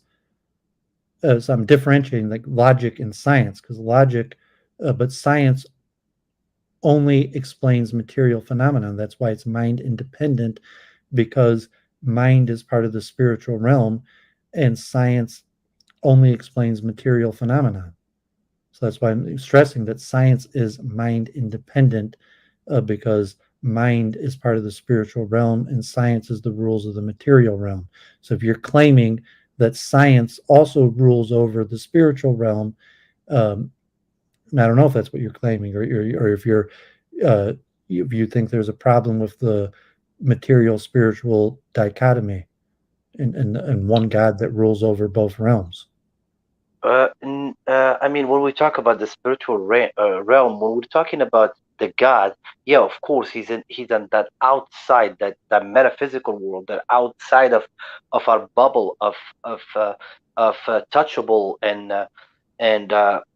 explorable things. Yes, but our mind itself does not. I mean, we know that the mind is metaphysical, but the mind itself cannot even prove that the mind is metaphysical. All our mind knows is the That's physical world. right. And nothing that is metaphysically primitive ought to sense that it can prove itself, because proof is more than just metaphysical primitives. It requires derivative concepts like axiom. So that's Our The really what mind mind is has no trapped. knowledge of the material realm. The mind itself is a spiritual phenomenon, and saying that that's the point. Is saying God is not the spiritual realm. God is the ruler of also the spiritual realm. So the mind no, I'm saying the mind has nothing to do with the material realm at all, the realm of thought, and saying that the mind uses thought, the mind gets the sense perception of the material realm and processes the sense perception of the material realm. But so I would say no, the mind has nothing to do with the material realm. Our knowledge Well, of the mind isn't through the material realm. Our knowledge of the mind is materially independent. The I that is talking to you right now, although it's in my body and using the control of my body to create breath and voice, has nothing to do with my body. The you that's talking to me right now and the ideas that you're thinking is independent of your body. yes, but At the least mind could only. that's my understanding. That's why science is specific to the material realm, and material laws has nothing to say about mind. Yes, but what I was trying to say is that the mind can only express itself. Even though the mind is metaphysical, the mind can only express itself within the physical world. Uh, I mean, not. Okay, I'm gonna take You my mean through backpack out controlling your again. body and producing breath and sound? Yeah, I mean everything. I mean, let me ask you: can you make a sound like Who am I outside of talking to right now? using your mind? Can you Am I make a talking to sound your outside of body? the known? Who am I Oh, talking to? Like Samir, am I talking to your body, or am I talking to your mind that's independent of your body but using your body to communicate? yes, but your mind cannot communicate with the Maharaja right now, which is in the metaphysical world. Well, I'm saying it can. I'm saying no, I'm saying the It mind is doesn't not. have long distance capabilities. I mean, I made that as a The joke. body is subject to the laws of science. It's part he of the said. He was material realm. joking. Saying the body I is thought it was subject. a very good joke, by the way, for what it's worth. Yeah, I'm saying the body is subject to the laws of science. It's part of the material realm. I think both of us are maybe struggling at this point to understand how we could potentially take issue with the concept of mind independence, especially when it's asserted so glibly, apparently. Well, here is. I mean, I said I was going to open my backpack again for a second. In my religious belief, it says that when we die, God said, and I unveiled your cover today, and your sight is very sharp now. Or forgive my translation. So basically, it's saying that once we die, we actually get to see a lot of things that were kept away from our field of discovery. So, Yeah, I so mean, this is why I'm saying what I said. Yeah, I mean, like a spiritual seeing, that the eye that you're talking about seeing in the material realm or seeing in the spiritual realm. Yes, I'm talking about. Okay, look at it. Look at it a different way. Imagine my daughter has see one. You. Like I see you. Like I see the Samir I'm talking to in the spiritual realm because we're talking about ideas, but I don't see you. Like my eyes are looking forward, and I see the material objects in front of me. But my spiritual, I mean, like I spiritually see you because we're talking about ideas. Okay, here's what I was trying to say. My daughter has one of those virtual reality Oculus things, and they're pretty good. So let's say that the science advanced to where when you put one of those in front of you and you can see a whole virtual world in front of you where the definition is like a reality like, and then they attach some kind of electrodes or something to your skull and your nerves or whatever, to where you actually start to feel and taste or whatever, everything that's in front of you in that virtual world. Those are physical phenomenon. We're talking about ideas, those the spiritual phenomenon of ideas and concepts. That's not physical. No, that's not the point I was trying to make. The point I was trying to make is that when you put that virtual reality goggle on your head, and you have all those electrodes that are attached to you, and you experience that virtual reality, you are bound to experience only things within that reality. Even though your mind is metaphysical, the reality that you're experimenting could not be outside of that realm. But once you remove the goggle, you're able to experience more. You're able to experience a different reality. This is what I'm trying to say. We have that goggle now. Our mind has that goggle where we can only experience things that are around us with our mind, even though these things are physical and our mind is metaphysical. Our mind is not able to reach outside of this physical reality and see other things that are metaphysical. Yeah, which I mean, take it all the way back to the concept of ghost and saying like the different worldview of a spiritualist, and saying that I'm a spiritualist. I've been a spiritualist for years. I've lived my life in a different way. So I say conclusively, I'm not my body. You know, and I'm a dualist, and I comprehend aspects in two different ways, either part of the spiritual realm or the material realm, and mind, ideas, concepts are non-material phenomenon. They're spiritual phenomenon. So just that if you've been, you know, the effects of the disease of atheism, even though you're a believer, but because we're all suffering from the common disease of atheism, that we're conditioned to falsely think of spiritual phenomenon as material phenomenon, such as mind and ideas. But if you're classically trained, no, I personally don't. I personally don't. No, these are ideas, these are concepts, these are not material phenomena. No, I agree with you. I personally don't. I personally see those as spiritual phenomena, and I see them in a holy, highly regarded way. I mean, personally, I don't expect everyone to do so. Everyone is responsible, but this is how I see them. But I wanted to give you an example, just because I asked Jen a question earlier in the chat before I jumped into the StreamYard. I'm gonna try to make it a little easier to grasp. If You can say it in anybody French. If that it's easier, go ahead and do it and talk in French, and I'll take a break. I mean, if it's English, it's fine. But if you prefer, no, it's take a it's break and you fine. can talk in It's French. fine. I want to ask, maybe you can help me with just this first part. If you guys have an aquarium, have you ever seen this fish they call a ghost fish? They sell them in fish stores. It's like a fish that is like transparent, where you see like the where you see the skeleton, like, and the rest of the body is like almost see through, all see Yeah, through. Have I you think seen I've it? seen. Yeah, I think so. Okay, so evolution has been able, supposedly. I don't believe in evolution, but let's accept it. So evolution supposedly was able to create this creature that They is, call it a ghost uh, fish. I mean, it just means it has a transparent skin that you could yeah, see. exactly. But I mean, E- they just call it a ghost fish. But I've been saying that the word No, no, no, they no. would just mean No, I transparent. didn't give any importance to the name. I didn't give an importance to the name. What I was trying to say. So, so I said, let's grant evolution just for the sake of this example. If evolution was able to make a transparent creature out of transparent molecule, uh, mostly transparent. So what happened if we up the scale a little more to the whole, where the whole fish is transparent, where this whole creature is transparent, or if this whole creature is made out of gaseous molecules, where you know how people tell you they went to a room and they felt the cold, it was ghost or whatever.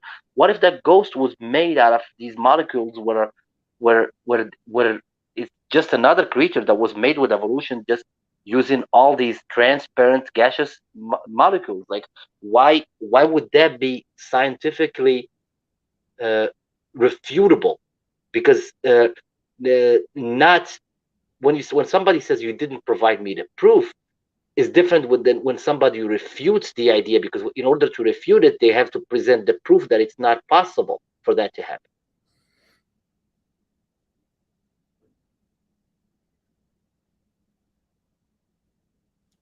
Yeah, but so Yeah, even if well, you were only that's only transparent, if I you wouldn't see accept your soul. possibility is a sufficient condition to define like some type of an existence, and I don't think possibility is in any way connected to existence. And I saw there's a question in the chat about the existence of red, so you might have to re-ask the question exactly, like, where does red exist? So we can't talk about where, because where is locality? Locality is distance. Distance is emergent, and emergent things don't really tell us anything in my model. If you want to know something about something, you got to go to the fundamentals. Oh, what's that? It doesn't exist. Dang, because language can't capture it. Oh, well, you can still access a variety of fun teachings that over time will get easier to make conclusions in spite of not having, God knowledge, which is completely unrealistic given that we are finite beings. Hey, memes of destruction, great to see you. I don't know if you saw my debate on modern day debate, but that happened and just finished about 2 hours and 15 minutes ago. We started the after show and we've been having a great time, and it's turned into sort of like maybe like a high entropy debate state where it's more the usual.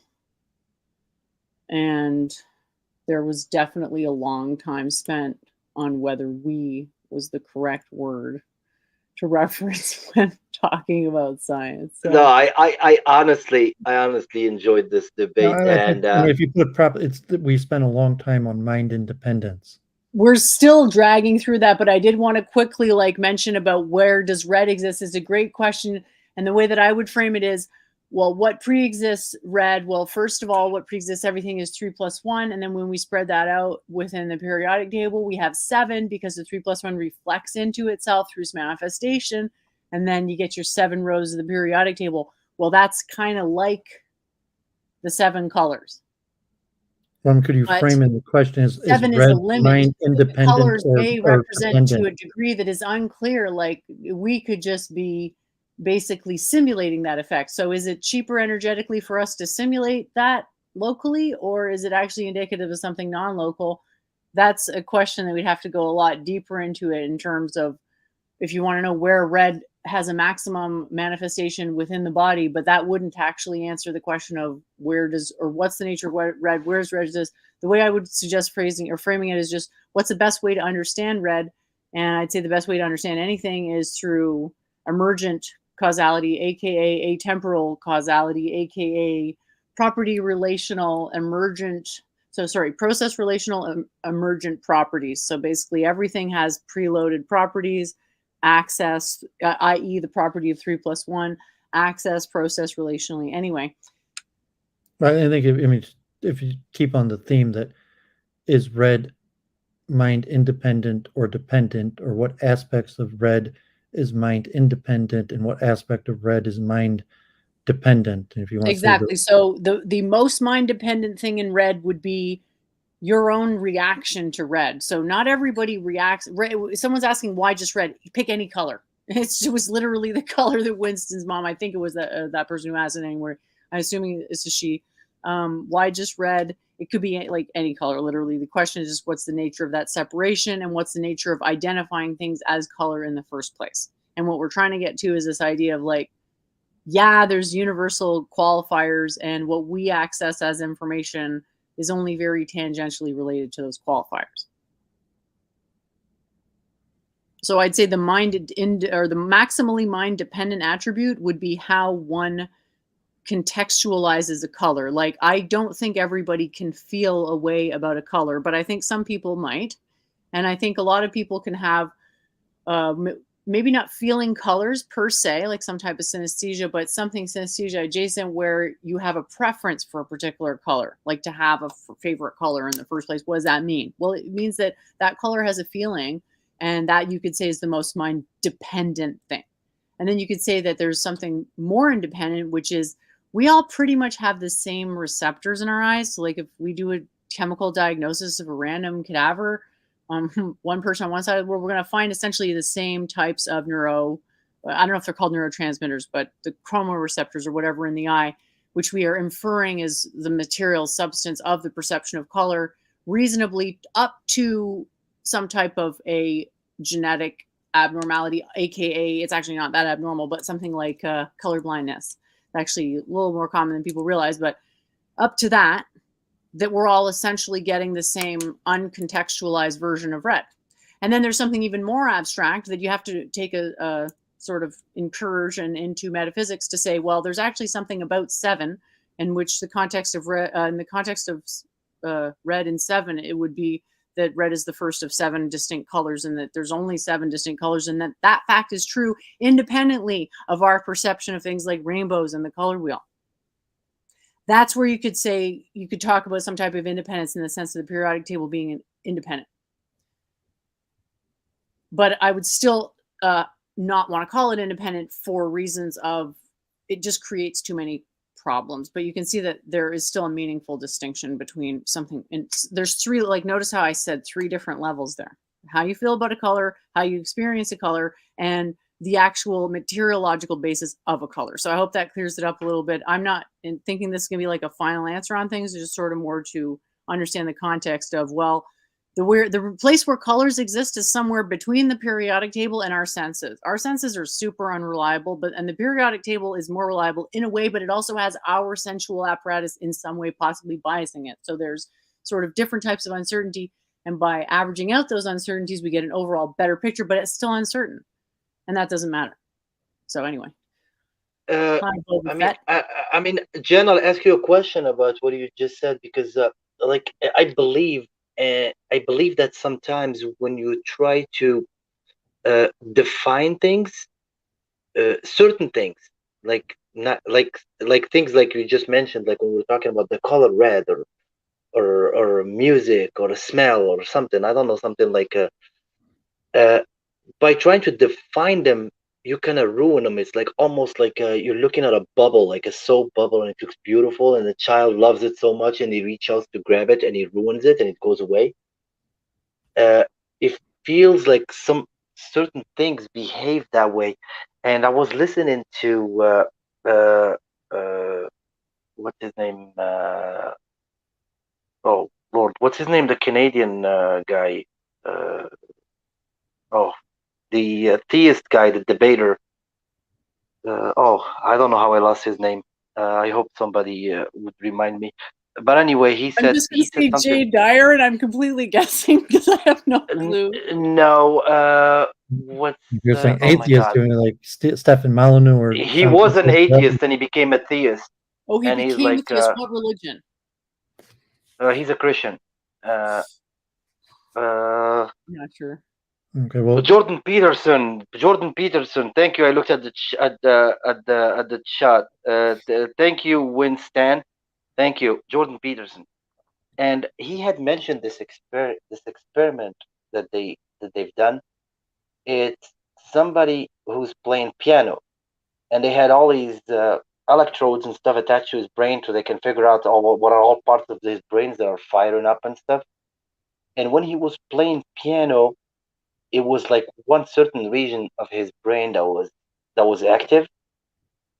At a one point, he hit like the wrong note, and it didn't sound good to him. So he went back and took it over from like the beginning of that part, so he can replay it. And he started paying attention to see where he made the mistake, so he can fix it. And at that part, it said that his brain on the screen was firing up everywhere. It's like when you're thinking at that moment, like when you're trying to come up with something, it could be very productive, but it wasn't enjoyable, because the moment before that part and the moment after that part, when he went back to just playing and closing his eyes and listening to the music, it was one part of his brain that was firing and it was relaxing. The other part was more productive, but it was less enjoyable. If that makes any sense, I hope I made some sense to that relates to what you were saying. To me, it's like that child trying to grab that bubble for things that way that are like almost metaphysical. That when we try to understand them, we just ruin them. Things that are not uh, that are not meant to be understood, that are just meant to be enjoyed. well, I mean, if you want to be philosophically precise, and we're talking about science, and then when something switches from being mind independent to being mind dependent. So there's the scientific understanding, the material understanding, mind independent understanding of red. So you have an independent object and the mind independent properties of the object that make it red. And then if there's a sense perception of the material body, like the mind independent me, which includes my eyes and the cones and the rods and my sense perception, where the wavelength hits the cone and is translated into electric signal and enters my brain, to the point where it becomes something that's mind dependent, like a concept or an idea. So when it becomes red, like when it's in the realm of science, when we're talking about waves and physical mind independent phenomenon, and then at some point it becomes a mind dependent phenomenon, it becomes a concept or an idea of so to say, redness.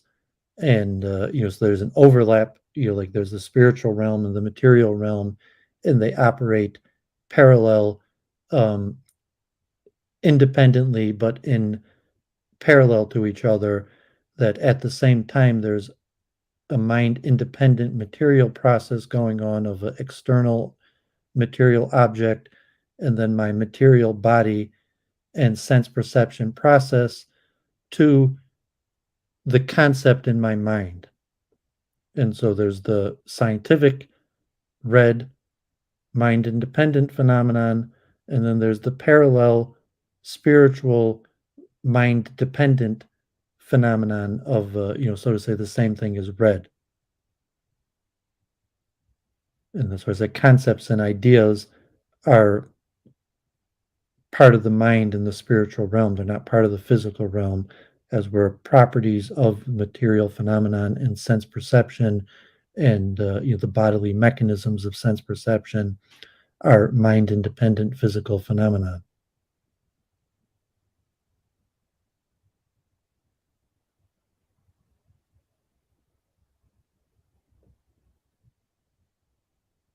I don't know if I you had believe some- everything you said is logical. No, I just said I believe everything he said is logical. Like I couldn't. If you're a computer I couldn't programmer, say you- more or refute it. yeah, I mean, I gotta be talking about robotics or artificial intelligence, machine, so if you're thinking about a computer mechanism where a computer perceives a camera or a lens comparable to the eye, but at some point it becomes a concept or an idea, and when it switches to becoming a concept or an idea, then it switches from being mind independent to being mind dependent. So red, at some level, has as a concept is mind dependent, and then red as a scientific phenomenon is mind independent. And so that's saying, so the nature of reality is that there's a spiritual realm of concepts and ideas and a material realm of we'll call science that operate independently but parallel to each other.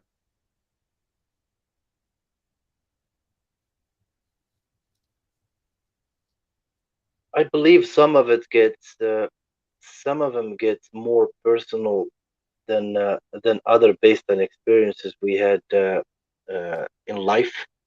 I believe that sometimes certain things that are supposed to be not meaningless, but are supposed to be just a background object or a background idea, sometimes get engraved in your memory based on something that happened in the past. If they're associated with that event that happened in the past. For example, I don't know, just like if my father passed away and me and as a child, I used to go with my father to the pier and watch the sunset or the sunrise or something in the morning. And I mean, the sunrise is just a sunrise to everyone else, but now me watching the sunrise in, in, in, in the ocean becomes of a different meaning. I mean, it could happen with the smell, it could happen with the color, it could happen with the a taste. I mean, it could be some type of flavor, some type of taste that reminds you We can refer to of something karma. that becomes personal to you, more different than other people, than the way other people could have the perception of it. Like the color red could become a beautiful souvenir for you. It could become a torture for your mind. Depends on what experiences you went through in the past with that color. And for other people, it could be still just remain the color red. Well, it's something because that is a karmatic imprint that you say attachment to good or bad. So most perceptions, even I'll call them spiritual, but they don't have a karmatic imprint. So like if it's a concept and the concept is non-material, it's mind dependent, but it doesn't have a karmatic imprint of called like a good or bad value, as opposed to something karmatic, which we're saying like a meeting of a mind, whatever caused it to have a karmatic imprint that has a good or bad value. But it's just saying that the perception of red, if it's happening in the realm of mind, it's the concept is mind independent. And then there's also the phenomenon of conservation of karmatic good or bad spiritual principles. So like the memory of your dad, or if it was good or bad experienced in a certain way, that leaves an imprint, and the imprint has like a balance and conservation laws, and those are also call them mind dependent. It's actually comparative karmatic systems, whether good and bad are mind dependent or mind independent. So good and bad are non-material phenomenon. So if you say like, So okay, that's very interesting, are, Dermot, are that they you use the part term. of our mind? They're not necessarily, so the measure, the karmatic balance of good and bad is not dependent on our mind. They're objectively measured by the greater mind, say God's mind. But good and bad is independent of my mind or your mind, but it's still a spiritual phenomenon. Maybe say like God God is the ruler of the material and the spiritual realm, and God causes, just like the scientific conservation principles causes the spiritual conservation principles of things like good or bad. And you could also call that mind, but it's not my mind. It's not dependent on my mind. It's dependent on a greater mind that's not mine. Yeah, David, you said something very interesting here, and I'm really curious to know. I like the term you used, that karmatic imprint, and I was curious, a is that a definition you came up with, like a phrasing you came up with now as you were answering me, or uh, uh, did I swim in familiar waters where you actually just picked up the I concept actually said it as wrong. It's karmic. For some, I call it karmatic because but actually the proper word is karmic. It's not attic. It's just karmic. Um, I mean, because it's a Sanskrit word, and I guess it's not actually attic. It's just a karmic imprint. But I mean when I say karmic imprint, that it's not a material imprint. It's something that's recorded in the spiritual realm, and it's something that's not recorded by my mind. It's recorded. There's karmic imprints that are recorded just in my mind. That was only meaningful to me, and has no significance to the greater mind. And then there's things that I did that may or may not be significant to me, but are significant to the greater mind. Like I was making, the Hebrew ethics of the fathers. Every time you do a good deed, you create a good angel. Every time you do a bad deed, it creates a bad angel. So it's not like a karmic imprint of my own mind. It's a karmic fact that whatever I did created an imprint that will have conservation laws attached to it. Where are these imprints recorded and conserved? And so well, in the spiritual realm, and the spiritual realm includes me and my mind, but the spiritual realm includes more than just me and my mind and you and your mind. It includes this greater um, detail of all balances of karmic imprints, like of all the good and bad deeds of, like we were talking about earlier, where we could see that greater humanity has built up a large supply of negative karma. And so we can say, like, oh, bad things are probably coming because there's a conservation principle, and our spiritual eye sees this imbalance of karma, the imbalance of excess negative karma isn't something that we physically observe, it's something that we spiritually observe. And so it's mind independent, but it's not just that it's not part of my mind, it's a factual conservation principle. I'm not saying, that's why I say comparative karmic systems, because you probably have a different way of understanding it than I do, but you probably agree about the phenomenon that there is some sort of karmic imprints to all actions, and that they exist independent of our own personal no, minds, and that I they're actually balanced more by than agree. conservation principles, I and they actually don't more exist than in the agree, material David. realm. I said I actually more than agree. And the funny thing, I don't know if you realize this, but just the fact of me figuring out a name for that feeling, because it used to be just a wild feeling that you get every now I'm and using then Sanskrit. with a certain smell or a certain color or a certain location or whatever, because it has that karmic imprint. It used to be just a wild feeling. Now it was packed and zipped into this expression that I can take out so easily next time, when I don't have to struggle with explaining whatever.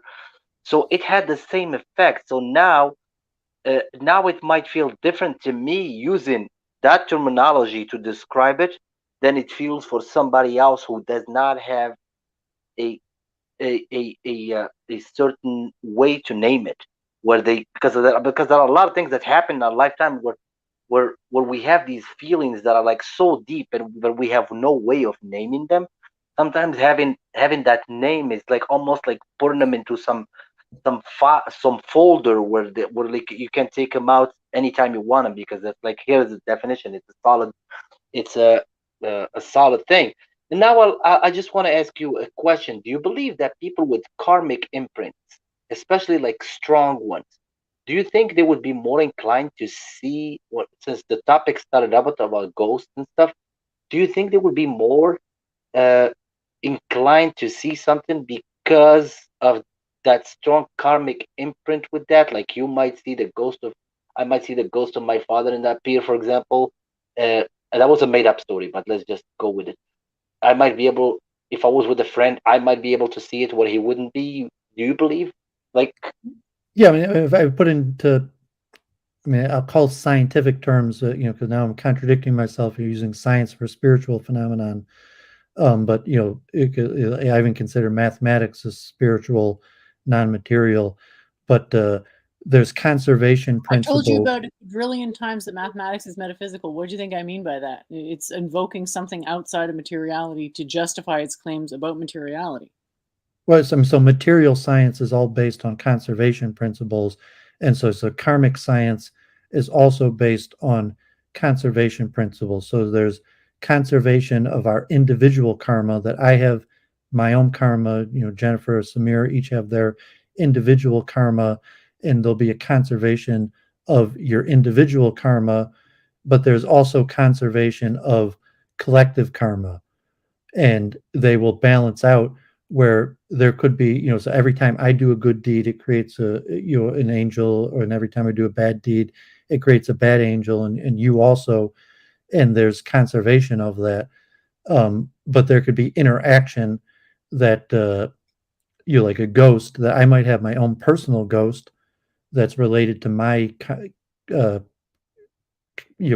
conservation of my karma, but then there's collective karma, and collective karma is also conserved.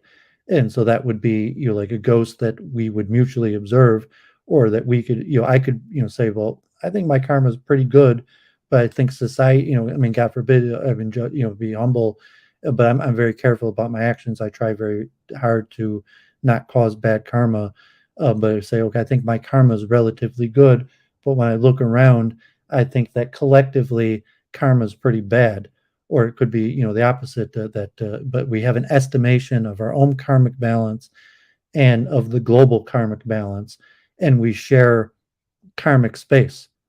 So, okay, I have my karma, you have your karma, Jenna has her karma, but we're sharing a common space, and the common space creates a collective karmic balance of our collective karma. And so that's part of sharing a collective space, is collective karma.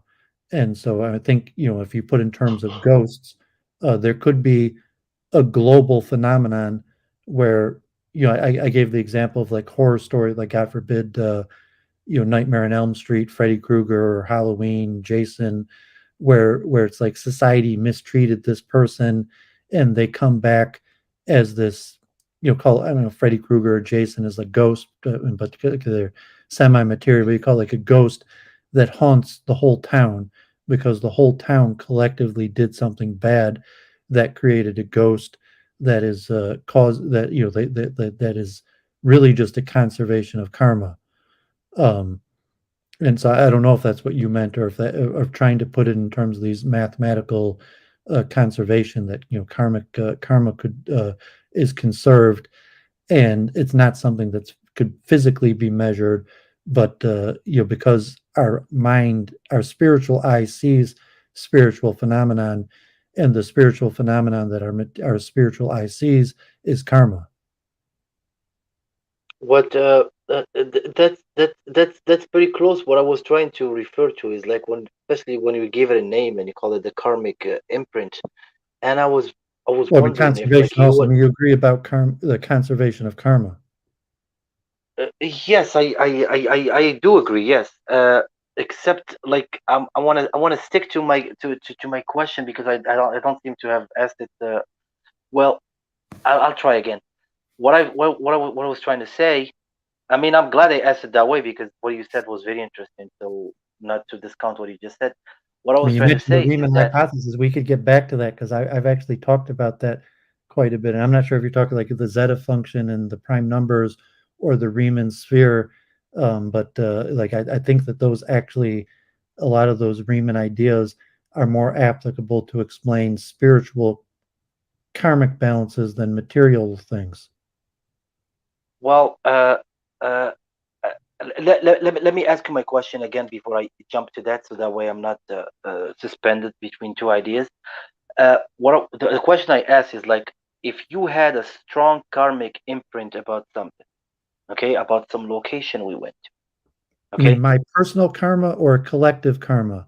Saying that she's saying it has nothing to do with me. No, I'm But I talking can about tell that there's some like we I'm could both talking about observe your that there's personal. I'm talking about your personal. Something about a location, about something like I don't know. We went to Nashville. There is a concert or whatever, and we go to a hotel. You used to go to that concert since you were a kid. You used to go with your father, whatever, and or your mom or whatever, and we get room 17, and that's exactly the last time you went there with your mom. And uh, are you more inclined to see something spiritual than I am, being a stranger to the whole situation, being you with your karmic imprint in that hotel room number 17 in that specific hotel in Nashville that 23 years ago was last time you went with your mom to well, yeah, Nashville I'm to that saying specific room? if it's my individual karma. If it's something like Yes. okay, if it's something it's individual, that's my personal karmic imprint versus uh you're just a spatial, like it has nothing to do with me or you, but something of significance happened in that space that caused a karmic imprint that's observable to me and to you. Like, we could go to a town or a place and say there's some bad karma. We could both sense something off here or something auspicious here, that may have nothing to do with me or you. So if it's completely based on me, like, yeah, I could check into that room and feel it, and you could check in that room and you wouldn't feel anything. But I say so. There's individual conservation of karma, and then there's collective conservation of karma. Yeah, But like just in the space, you might, if you're more sensitive, you might sense it because you're saying that like we're on different places of the planet, and if karma has connection to space, if there's a karmic imprint, like a haunting or a ghost story, that it happened in this location. Like say most ghost stories are related to murder mysteries, and saying, well, this person died in this place and it left a karmic imprint, and it's got nothing to do with me or you. If me or you are in that location, that karmic imprint is going to affect either one of us. But or if it's a personal haunting, that say like, no, it was me who wronged somebody. Like when I was younger, I picked on somebody and caused bad karma, and so it won't have any effect on you. Um, but there could also be global. It might have a minimal effect on. So if you're very sensitive, you might be able to sense other people's karma. no, I agree. I Usually, like agree with what you spousal, said. you say like, okay, like this guy's beating his wife, God forbid, and saying like, well, it doesn't have any effect on me, but I'm sensitive to karma, or like this guy used to steal, or I mean sometimes like the sixth sense, like you just figure things out. Well, it doesn't have anything to me, but I could just have a feel for karma, and you could be like the amateur detective who just solves crimes, and saying, well, there's a karmatic imbalance, and I'm sensitive to these things, and I have a feel that the karmatic imbalance, it could be good or bad, like, oh, this guy's probably a good guy, this probably guy probably gives a lot of money to charity or helps a lot of people out, and I could feel the feel the karma, or in a negative way. And that's why I'm saying that most people, God forbid, say that it's likely that society has a buildup of negative karma, and that's why we could all sense that there could be bad things are coming, even if you Uh, individually have a good buildup of karma, that you can sense like, well, collectively society as a whole has a buildup of a negative karma. you see, so the thing about what you described, somebody beating up his wife or somebody. I mean, I struggle with this because I mean, throughout my life, I've seen scenarios where I always think like, okay, what goes around comes around. This is gonna catch up to you. This is something bad's gonna happen to you for what you're I doing. mean, you're sensing a non-material phenomenon. You're saying like Y- You don't have evidence. Yes, Like, but you know, say, oh, I but think this guy's a thief, or I think this guy's very charitable, and you haven't observed it, but you have a sense of the current state of karma without but the the deal is observation. You're like, why? the other deal that I can't explain, David, is that Or say your when mind's eye sees what it. That let's say like your spiritual eye sees it. Your physical eye can't observe these things. These things are unobservable by the physical eye. But if you're spiritual, you could in tune using your spiritual eye could see it. yes, but here's the deal. The deal it would feel like once the karma catches up to that person who did whatever wrong. I mean, I'll use any example. Like I'll skip the beating the wife example because I just like a little too graphic for me. Uh, Somebody that was doing something wrong, and at that moment you wish that the karma would catch up to him. It feels like it would be almost rewarding when the karma would catch up to him. That when he would you would see him pay for what he did or whatever. Well, I mean, you could But call the it good or problem bad. is, You say like, I know this guy works really hard and he's a good guy and he's struggling now, and in a good way too. Like you come back a year later, yeah, like, oh, he's a millionaire. He found yeah. There his is a reason I use his life. the bad example. There is a reason I use the bad example is because like it almost feels like almost it would almost be rewarding when something bad will happen to him in exchange for what he does or what he's done. But then if when you do witness that in life, when somebody who's done wrong in his life and then you see something bad happening to him, it doesn't feel rewarding. You actually just feel bad for him uh, coming back around. Well, I mean, it's conservation. So if you're enlightened, like me and Jennifer have Hindu leanings called the Ahimsa principle and the minimization of suffering. So if bad things happen to a person because they have bad karma, um, it's still ahimsa. It's still violence. It's still pain and suffering. And you could say it's better for things to get back into balance. And so the righteous get rewarded and the wicked get punished, and the wicked being punished restores balance, but it's still pain. So that you shouldn't have, it's a violation of the Ahimsa principle to even enjoy the suffering of the wicked, even though the suffering of the wicked restores balance.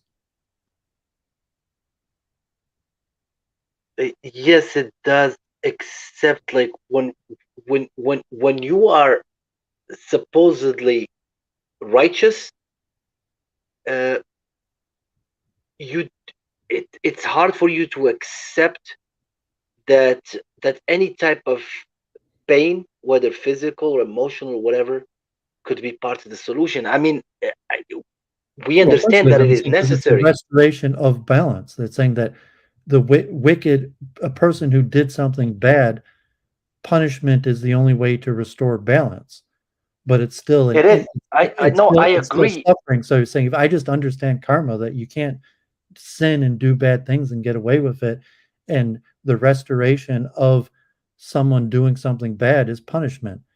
But it I does, so they're saying the satisfaction of seeing a wicked person punished is the restoration of balance. However, it's still, this greater, we call the ahimsa principle of nonviolence and minimization of suffering, that even though the restoration of balance requires suffering, that it's still a violation of the ahimsa principle. Yeah, I agree. The thing that I was trying to say is that we are, for example, trying. I mean, if you're a peaceful person, you are predisposed to just peace. Like you don't want to see bad things happening. If somebody, for example, is torturing people, I mean, that's a horrible thing. That's a really bad thing to for you to witness happening. But then if they catch him and now he's tortured in front of you, it's hard for you to separate yourself from the notion that torturing is a bad thing. I mean, even though it's supposed to restore peace, you're just getting a second dose of it. This is what I'm trying to say. Yeah, I mean, so if you're spiritual, like in Abrahamic, you have concepts of repentance where the natural balance of the wicked being punished, there's a loophole of repentance, where if the person repents, that they don't have to be punished in order to restore balance. But you're saying that, so okay, there's a buildup of bad karma, but we believe in God and the, at least Abrahamic system, that if collectively we repent, that we don't have to go through suffering to restore the balance. But should we not repent? So if it's a bad guy and he's suffering, that the villain got killed, like we celebrate the bad guy got killed, because that was necessary for to limit suffering. However bad the suffering of the bad guy getting killed, the bad guy caused so much suffering that the bad guy getting killed limited suffering overall. But had the bad guy chosen to repent and no longer be bad, then is it possible that he did not have to be killed or suffer in order to restore the balance that he could, so that's why I said there's comparative karmic systems, that questions of things. Where does repentance fit in it? Is it Yeah, it gets possible? super complicated, but I kind of want to wrap this up soonish, and I told myself I was going to cut it off at the 3-hour mark. We're now 2 hours and 55 minutes in.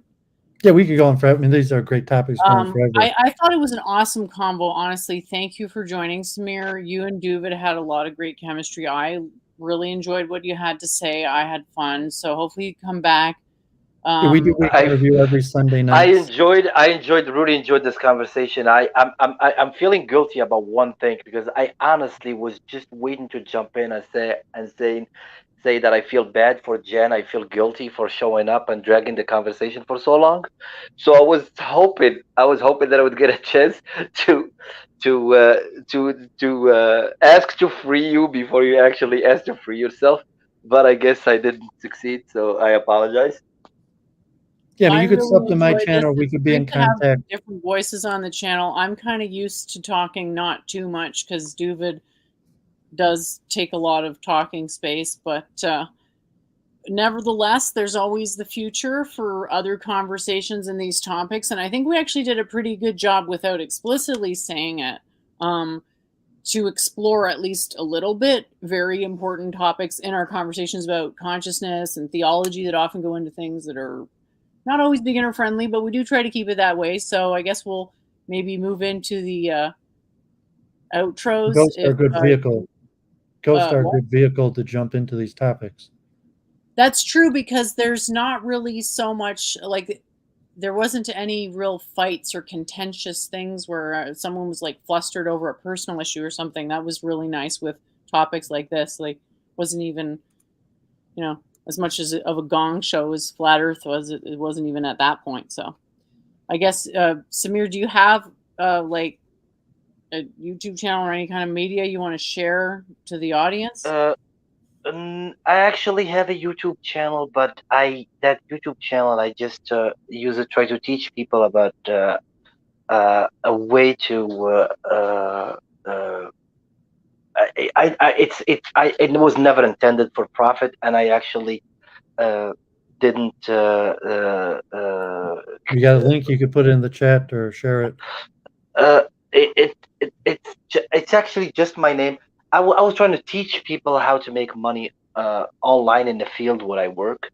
I do graphic design, and I sell things online, and I sell my graphic art on different clothing items online and stuff. And it's a pretty lucrative gig, and I see that a lot of people were trying to get into it and they were failing. So I was trying to help them doing that, and the only reason I got involved is because a lot of people were trying to sell that information. And being in that community, I knew that a lot of the people that were trying to sell the information didn't even have it. They weren't even successful themselves. So I felt the need to jump in and try to give that information out for free to people, so they don't get scammed by those people. It was like retaliation on my part.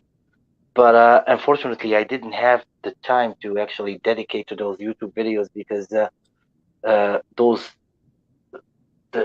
the people that are actually making a business out of selling the no information, I'd actually go in the length of creating all these videos with these effects and the stuff that looks professional. I have no time to edit videos or anything. I can just turn the camera on and talk. And at one point, like I just felt like I said enough, and I just stopped.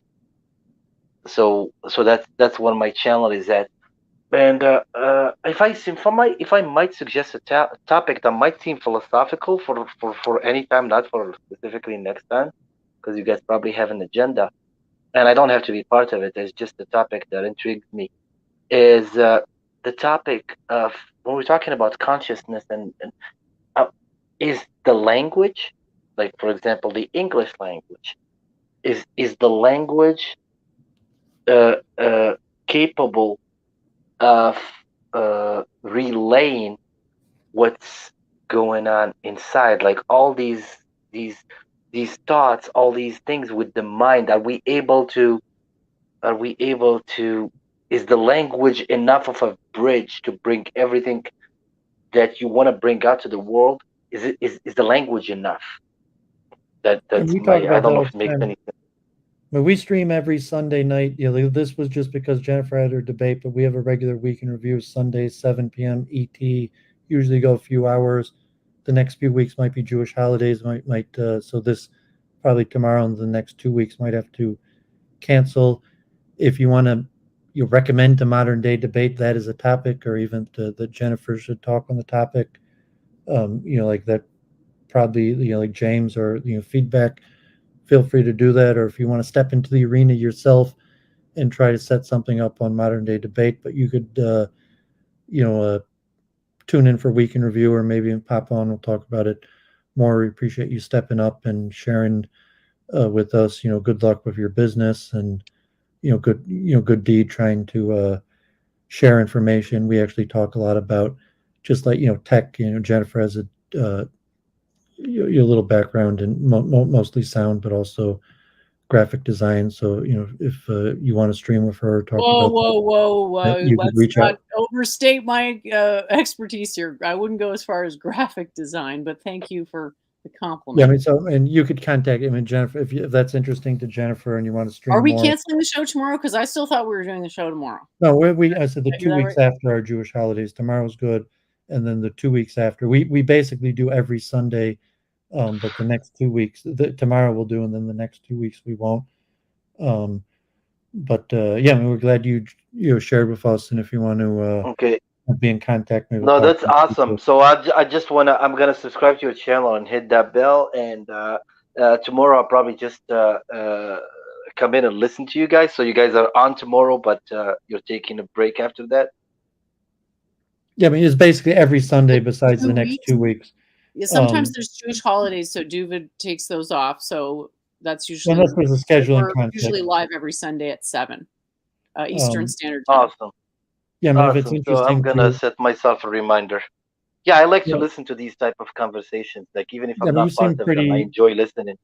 Thank Yeah, you if you so want to much. talk Yeah, your about contributions were awesome. I really appreciate it. I mean, even that Riemann hypothesis, that might be interesting to talk about at some point. I mean, Jennifer, has a degree in physics, math, and we talk a lot about math. So if you want to join our research circle, that basically we're working on writing and publishing and forwarding these ideas. So if you want to join our research circles, and you could update us on what you're doing and share your thoughts. And Yes, that would be maybe step up into Modern Day Debate. You could try to pick a topic and step into the debate arena. Yeah, I actually did step into Modern Day Debate, and I got jumped. You debated T-Jump?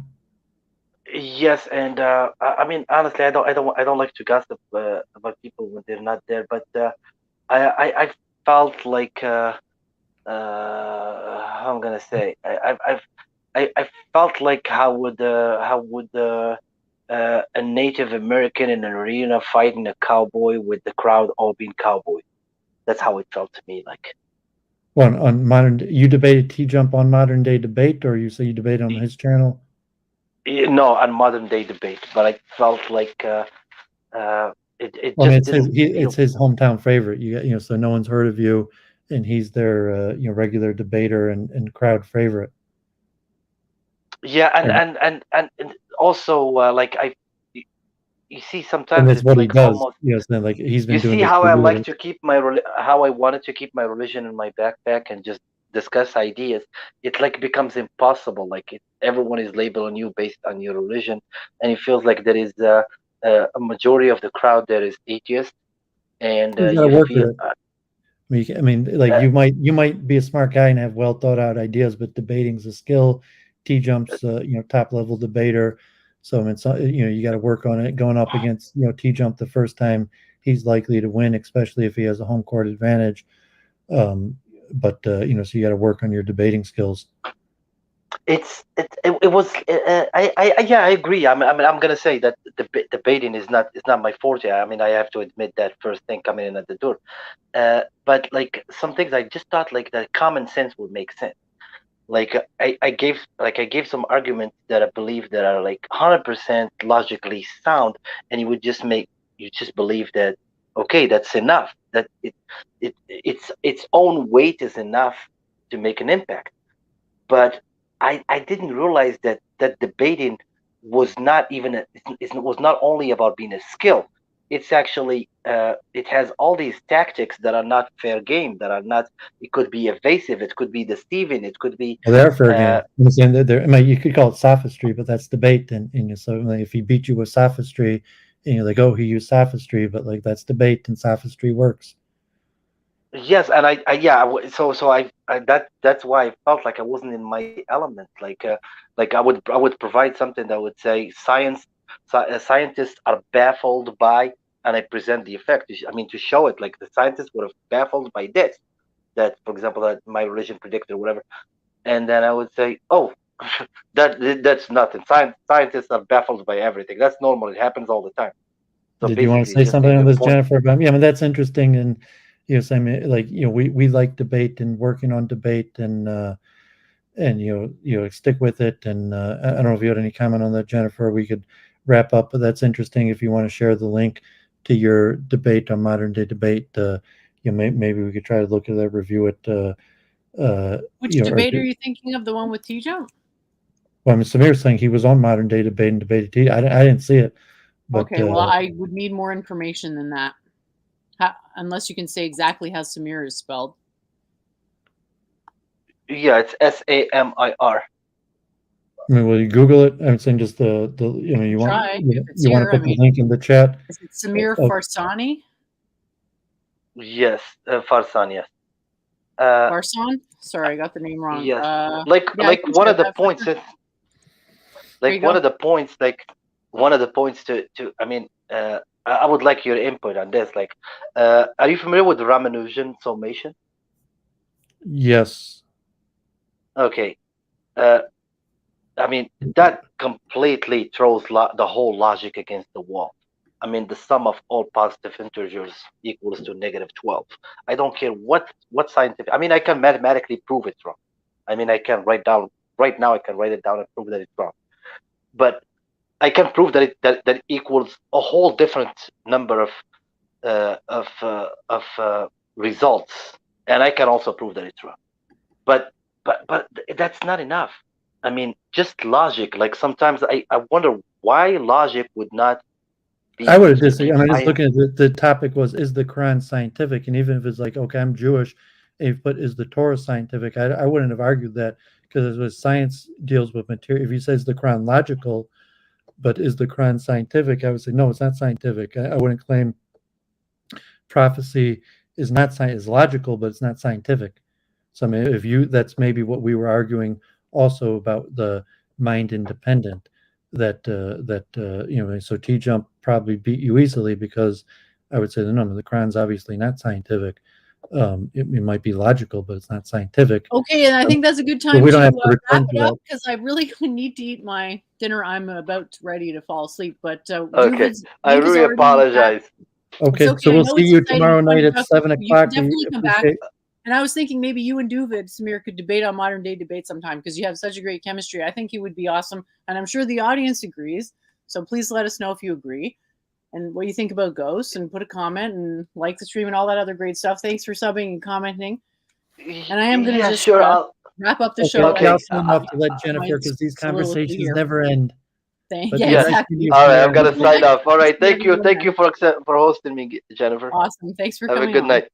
You too. Thank you. Bye-bye. Bye-bye.